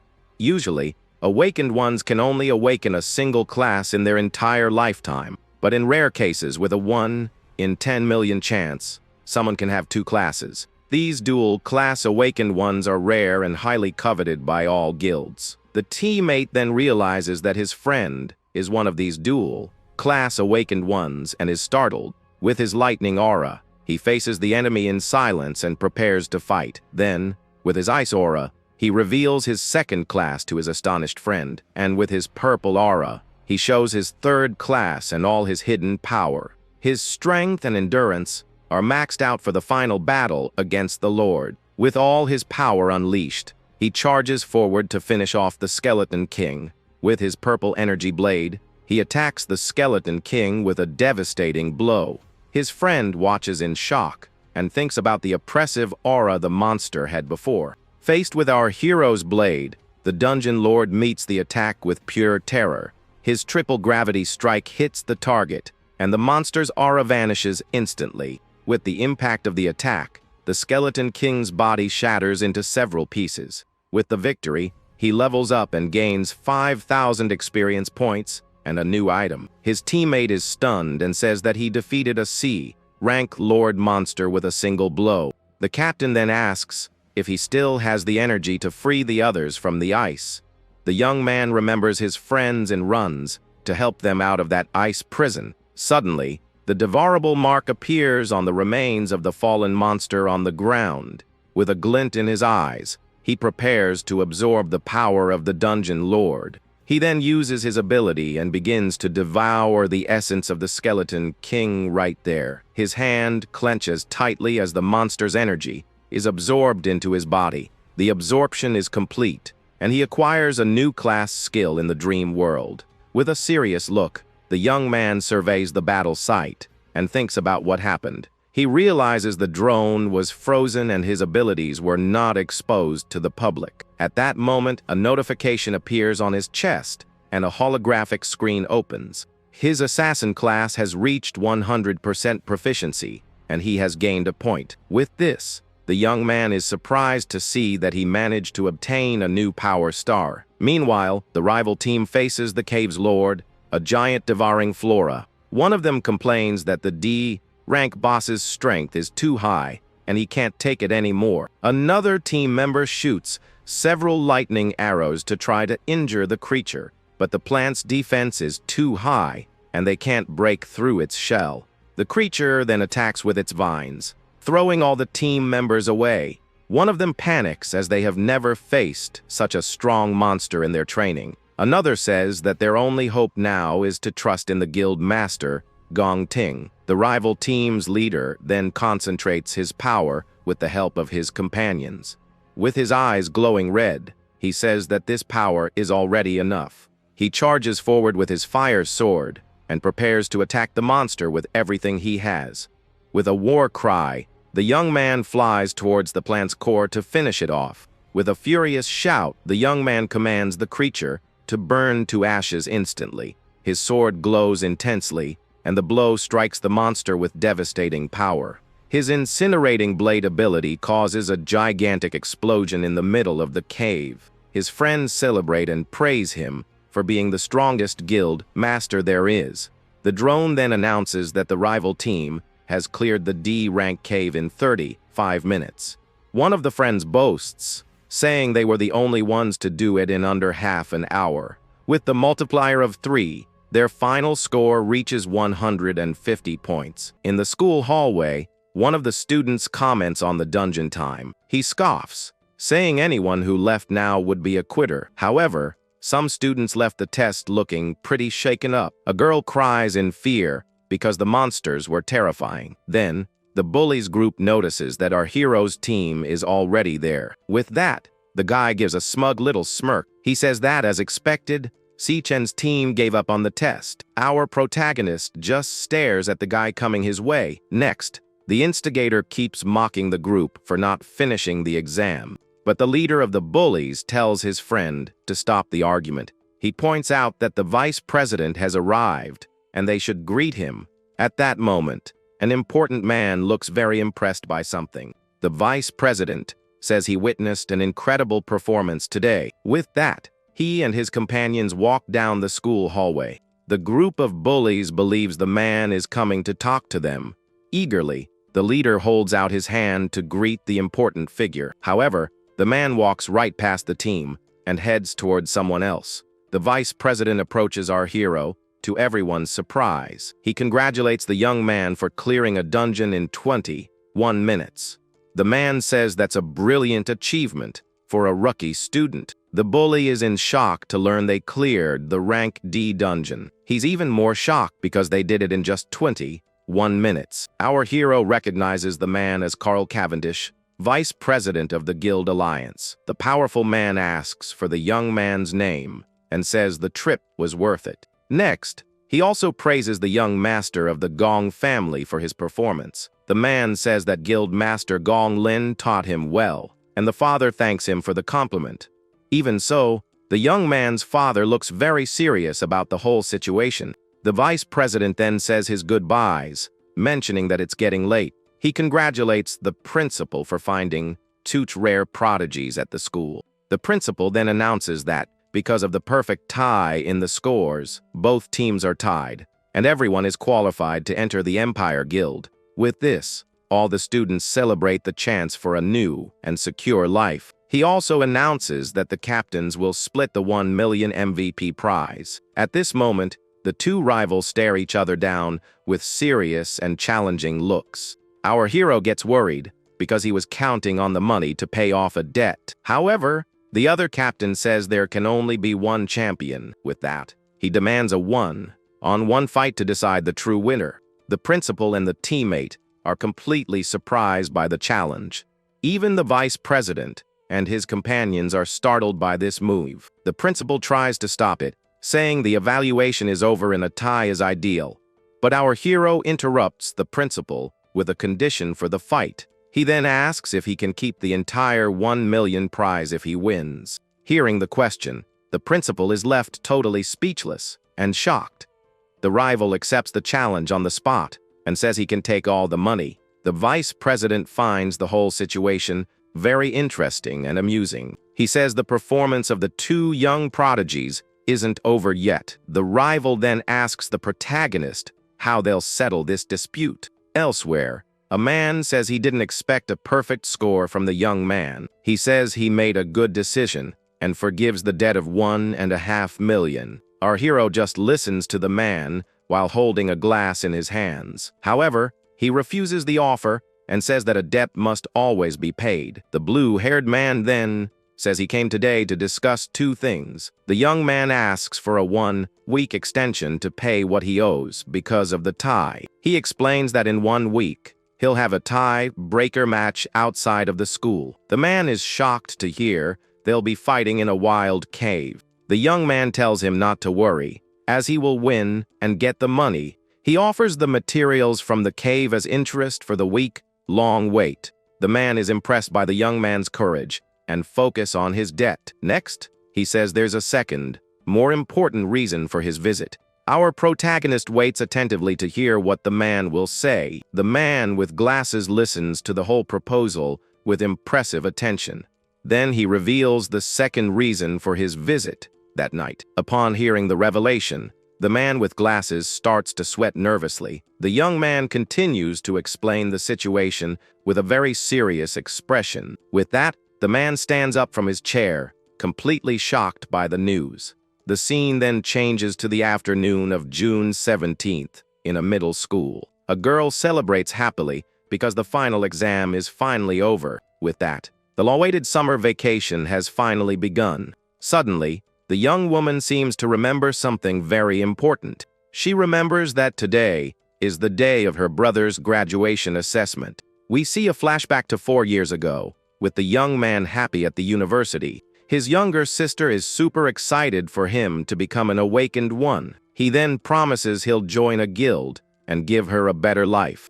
In addition, the young man promises to find out the truth about their parents' disappearance. His sister is proud and says he'll become the best awakened one of all. However, time passed, and he still hadn't awakened his powers. His sister tries to cheer him up, saying it's okay and he doesn't need to worry. Even though he's sad, the young man smiles and says he just needs to keep trying hard. But in the end, he was the only one in his class who didn't awaken. She thinks about how lonely he must have felt, but he never showed it. At that moment, one of her friends comes over and calls her to talk.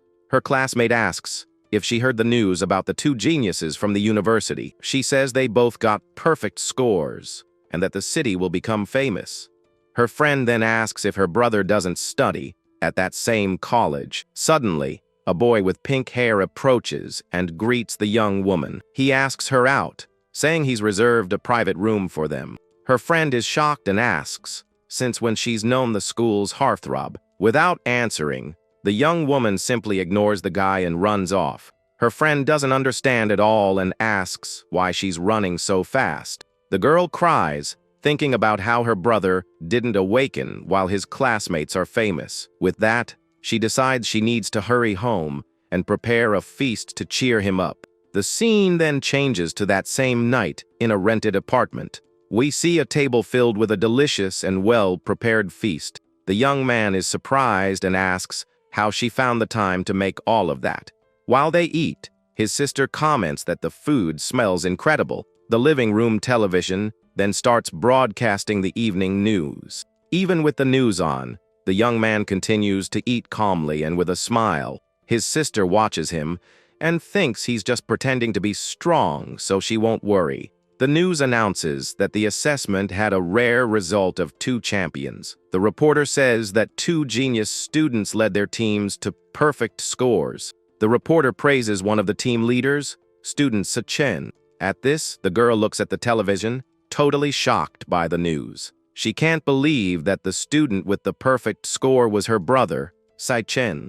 Then the scene changes to a stained whip on the floor of a dark place. A man says he prepared the stage and even invited an audience for the performance. But he says the young man ruined the whole performance he had prepared. He yells that not only did the young man not win, but he lost to some random kid. He warns that from now on, the young man will no longer make his own decisions. The father says that since his son can't handle things, he'll do it himself. He declares that first place can only belong to the Gong family, one way or another. Back to the news. The reporter talks about the rare result of 2 champions. The news shows the vice president praising the assessment in front of the media, and then he specifically praised one of the team leaders, student Sa-chen. The young woman is in shock upon hearing her brother's name on television. She can't believe the genius from the assessment is actually her brother. The vice president says the young man's performance left a strong impression. His sister then turns and asks if the Sa-chen on TV is really him. The young man keeps eating and confirms that it is, asking what's wrong. In her shock, the girl ends up dropping her silverware on the apartment floor. At that moment, a lightning bolt lights up the sky and the building where they live. She thinks about her brother and how he did on the graduation assessment. Not only did he get a perfect score, but he was also praised by the vice president. The 2 siblings sit in silence at the dinner table for a moment. The young woman starts to cry with happiness, thinking of her silly brother. A tear rolls down her cheek as she gives a smile of relief. The young man notices his sister's emotion and thinks that he's finally made it to the top. Then, the scene changes to a fancy restaurant on the night of the combat assessment. The vice president is having dinner and compliments the premium meat he's eating. With a smile on his face, he asks someone about the progress of a mission. A woman named Kite is sitting in front of him, waiting to speak. Then she hands over a folder with all the reports she's compiled so far. The folder is top secret and talks about the Devourer who has not been exposed. The report suggests they may have already been noticed by this so-called Devourer. The man says she did a good job and invites her to eat first. However, the woman says there's still one more thing she needs to report.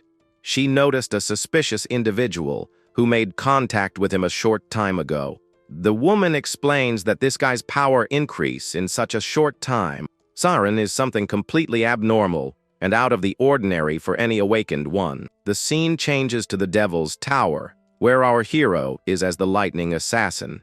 The young man has adapted to the gravity, and his assassin class has gained a star. This means that none of his 4 classes have reached their maximum limit yet. With the star he earned, he increased his speed, which is now at the level of a rank A assassin. Even so, he's still having trouble in a frozen landscape. Creatures that look like panthers surround him, while a lion appears on top of the mountain.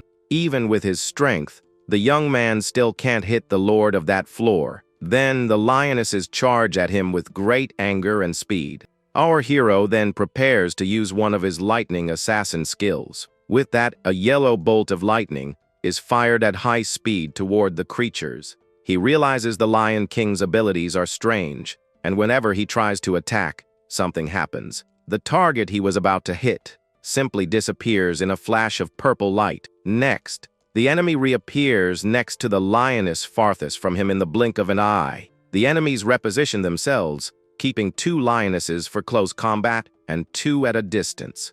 And the Lion King always stays as far away from him as possible during the entire fight. The young man realizes that even though he's the boss, he never gets his own hands dirty in the fight. With this, the young man wonders what exactly that Lion King's class is. With no time to think, one of the lionesses charges again to attack him with everything she's got, but he's fast and manages to grab the creature's mouth with his lightning-filled hand. The purple energy creature is then overwhelmed by the young man's electric blow. However, the monster uses the same trick again and disappears right in front of him. Every time he tries to finish off a lioness, she simply vanishes into thin air, and then she reappears, safe and sound, next to her king as if nothing happened. As soon as he stops moving, another creature charges forward to lure him into a new attack. The young man then gets ready once more to try and hit the approaching enemy.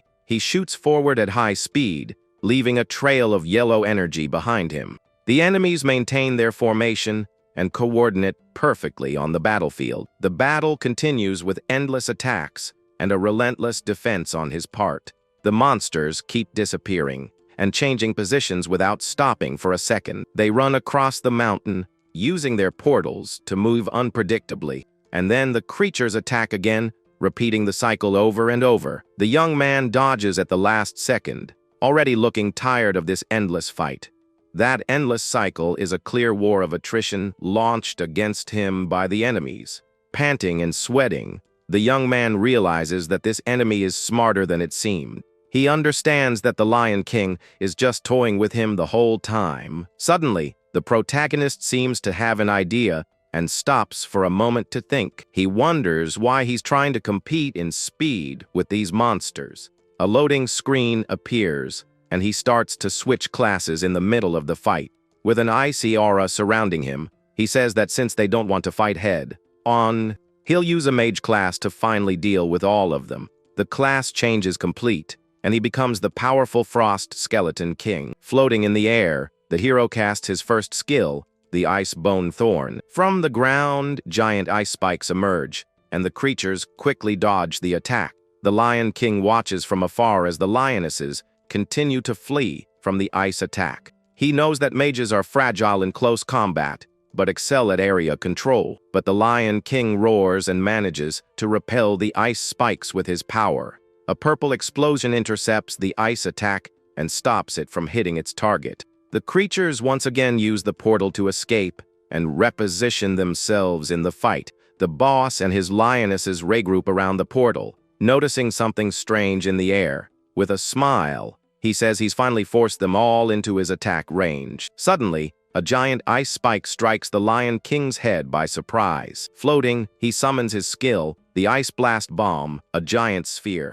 With a determined look, he warns that there will be nowhere left for them to run. The Lion King roars in despair as the gigantic attack approaches him. The gigantic ice bomb hits the ground, causing an explosion of light and energy. The light from the explosion is so bright that it fills the entire screen for a moment. The creatures' bodies are completely frozen by the massive ice explosion. Before the dust settles, he already switches classes again, and the process is complete. In his new form, he declares that the battle on the first floor of the Devil's Tower ends right now with a confident smile on his face. His new Star Warrior class uses the triple gravity strike in hyper mass mode. The purple energy strike hits the frozen monsters and shatters all of them. After the final blow, the monsters' bodies begin to slowly disappear. With a final glow, the creature dissolves into particles of light on the frozen ground. With the battle won, our hero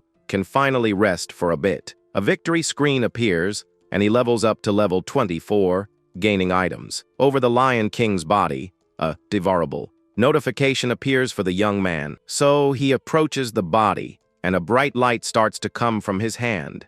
He wonders what exactly the class of that monster he faced was.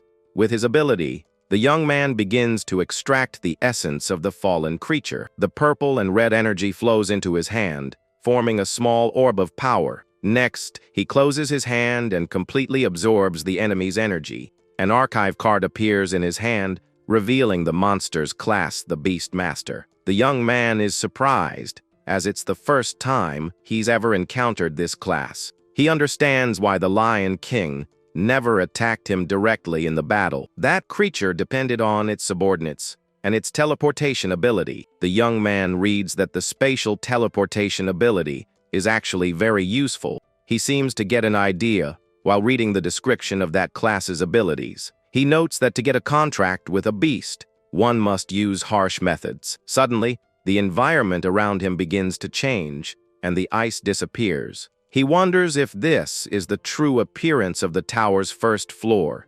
Seeing a skeleton on the ground, he questions what happened in that place. Suddenly, a red light appears in the middle of the desert, catching his attention. With an intense glow, the door to the second floor finally appears, but suddenly, a pair of purple eyes appears in the darkness, growling at him. The young man turns around quickly upon hearing the noise coming from behind him. He then realizes the glowing eyes were coming from a pile of bones. Inside the bones, he finds a small chained and scared lion cub. He's surprised and wonders if that's a lonely lion cub. He then prepares his lightning attack to deal with the last remaining enemy. He notices that even with the king's defeat, the cub didn't disappear. Looking closer, he sees the cub is trapped by astral chains. With a serious expression, the young man decides to break the small animal's chains. The cub is terrified seeing the lightning attack approaching it.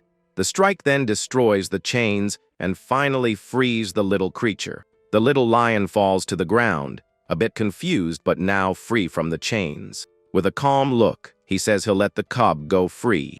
The young man then asks if this desolate place is the cub's homeland. He says he understands the feeling of losing everything and having your home destroyed. The little creature stares at him with its big eyes and seems to understand his feelings. He then turns to leave and says, "It's time to move on to the next floor." As he was about to leave, a strange sound catches his attention again. A screen pops up, showing a contract request with a 100% success rate.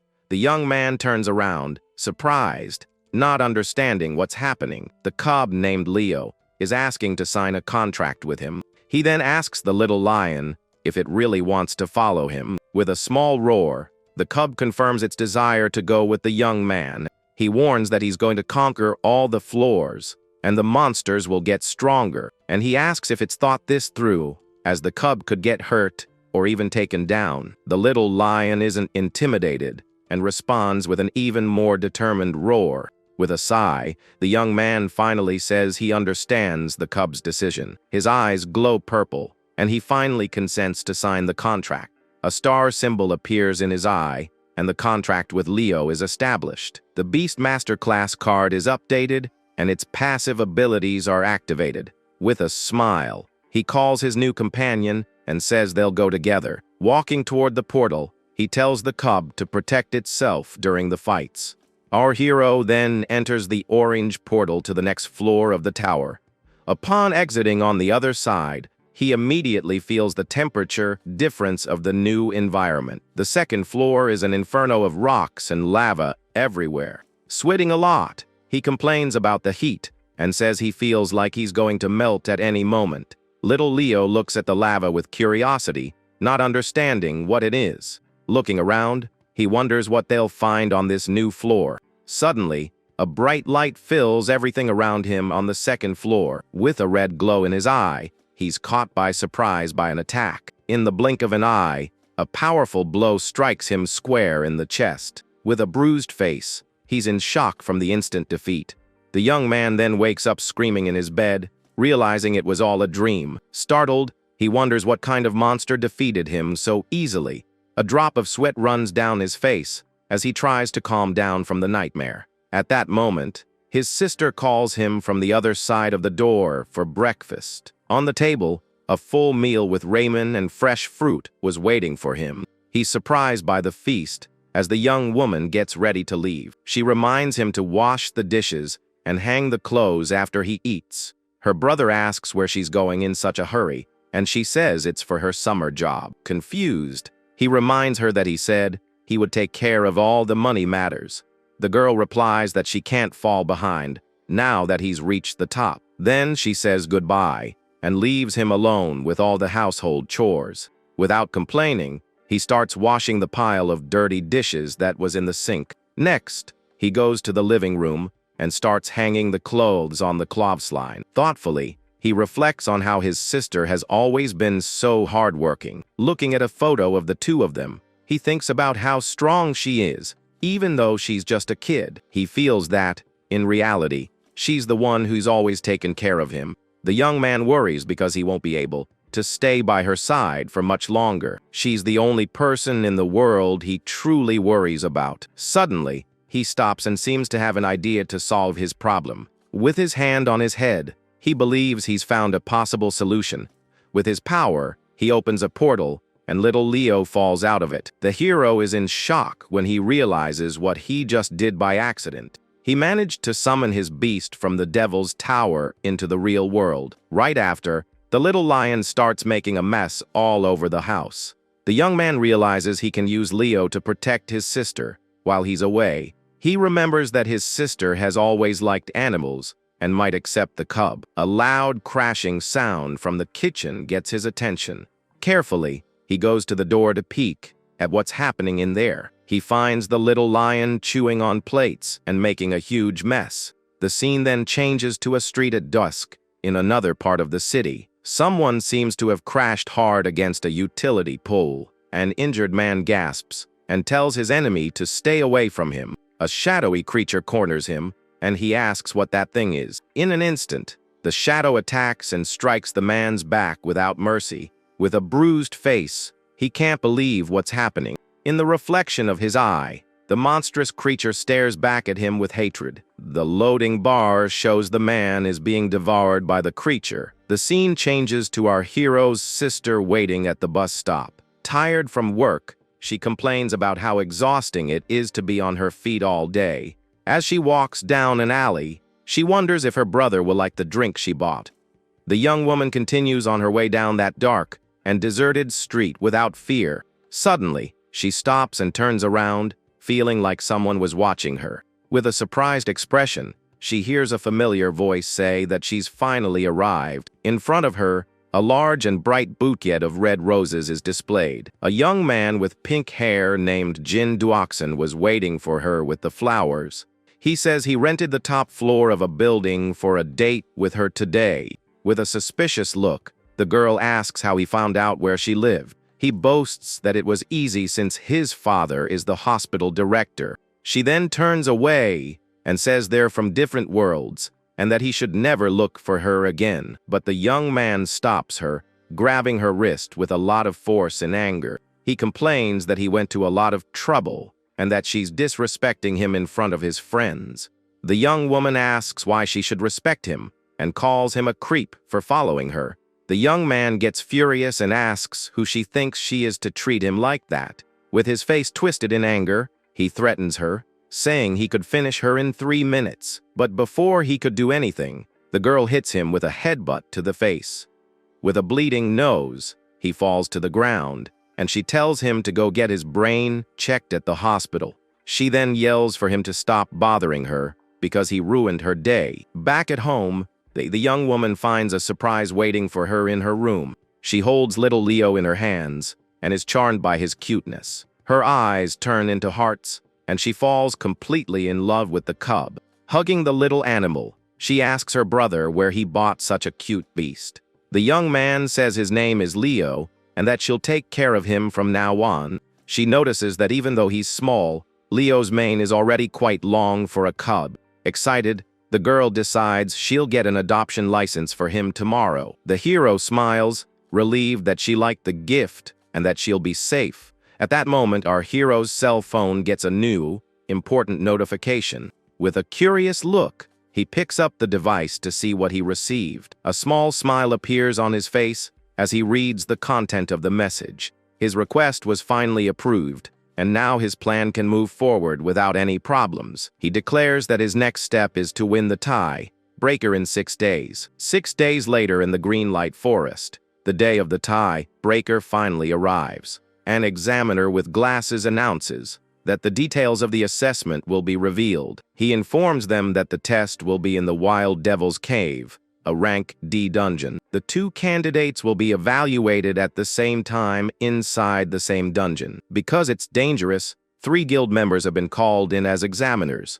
They will protect and evaluate the candidates in real time, and one of them is Ivan. The other examiner is Kai Yu, a nuclear marksman from the Divine Eye Guild, and the last one is Yuta Sato, an experienced star warrior from the Yinfen Guild. The final result for the 2 will be determined by the scores from these 3 examiners. The vice president smiles and hopes they perform their duties well without leaving a trace. A man then asks why the vice president is still there if his schedule is already over.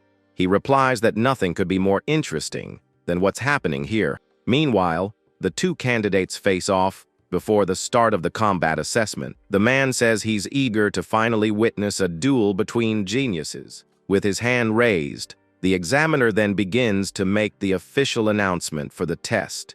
He announces the start of the tie breaker for the National University's combat assessment, and the 2 competitors in the grand finale will be Sai Chen versus Gong Ting. With that, the assessment officially begins, and the 2 enter the portal to the dungeon. Our hero is then enveloped by the portal's green energy as he enters the cave. Inside the cave, the 2 candidates prepare to start the tie breaker test. The environment is dark, and the only light comes from the green portal that just closed. The 3 examiners observe the area, noticing the lifeless trees everywhere. Suddenly, our hero's chest begins to glow an intense red. A danger alert appears in front of him, indicating a high-risk threat. He's surprised, as this is the first time his devil's heart has issued a warning. He grew pensive, as it was the first time his devil's heart had warned him about a danger. But the warning disappeared as quickly as it appeared, leaving him even more confused. The young man wonders if high-level monsters can exist in a rank D dungeon. The cave's landscape is gloomy and full of twisted trees and roots everywhere. Gong Ting walks ahead with confidence, while our hero follows him closely. From a distance, the examiners notice the fog and decide to be on high alert. Suddenly, the ground shakes, and a monstrous creature emerges from the earth to attack them. The monster is a toxic K-Jant, a rank D Flora shooter. Without hesitation, Gong Ting places his hand on his sword, preparing for combat.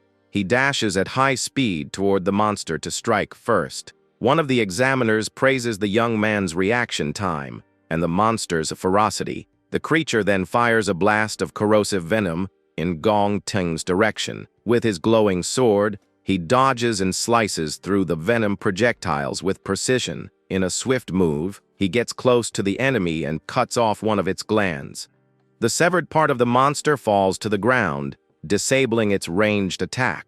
With his shining golden sword, he prepares to deliver the final blow to the creature. His powerful strike cuts the creature in half, with no apparent difficulty. He then uses his skill, piercing blast of the incinerating blade. The fire attack completely disintegrates the monster, leaving no trace. The female examiner gives 10 points for the quick reaction that neutralized the monster's ambush. Another examiner gives 10 points for the combat logic in disabling the enemy. The last evaluator also gives 10 points for the perfect combat finish. The examiners praise his calmness and precision, which are remarkable for a student. Meanwhile, the other candidate, Sa-Chen, just stands there, doing nothing. The examiner says his performance was a failure for not reacting to the monster.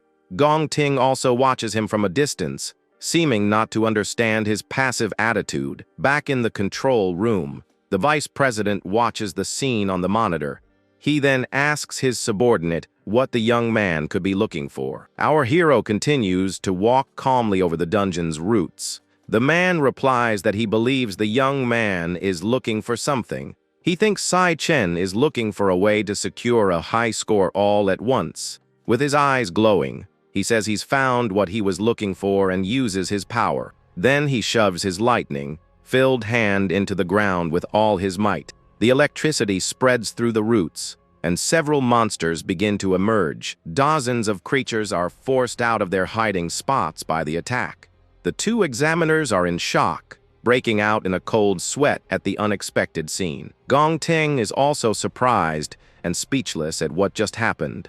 With his feet wrapped in lightning, the young man prepares for the coming fight. He then transforms into the lightning assassin and uses his divine flash skill. Like a bolt of light, he zips past all the monsters, slicing them at high speed. The horde of monsters is then hit head-on by the yellow lightning from his skill. In a burst of light, he moves between all the enemies at the same time. With one final strike, all the creatures are completely wiped out at once. He then stops and watches the monsters' bodies falling all around. The examiners are in complete shock, unable to believe what they just saw. They wonder how a rank E defeated so many rank D monsters so easily. Not knowing how to score him, they start whispering, trying to find a flaw in him. His rival, Gong Ting, watches everything from a distance with a serious and surprised look. Back in the control room, Gong Ting's father laughs out loud at the performance.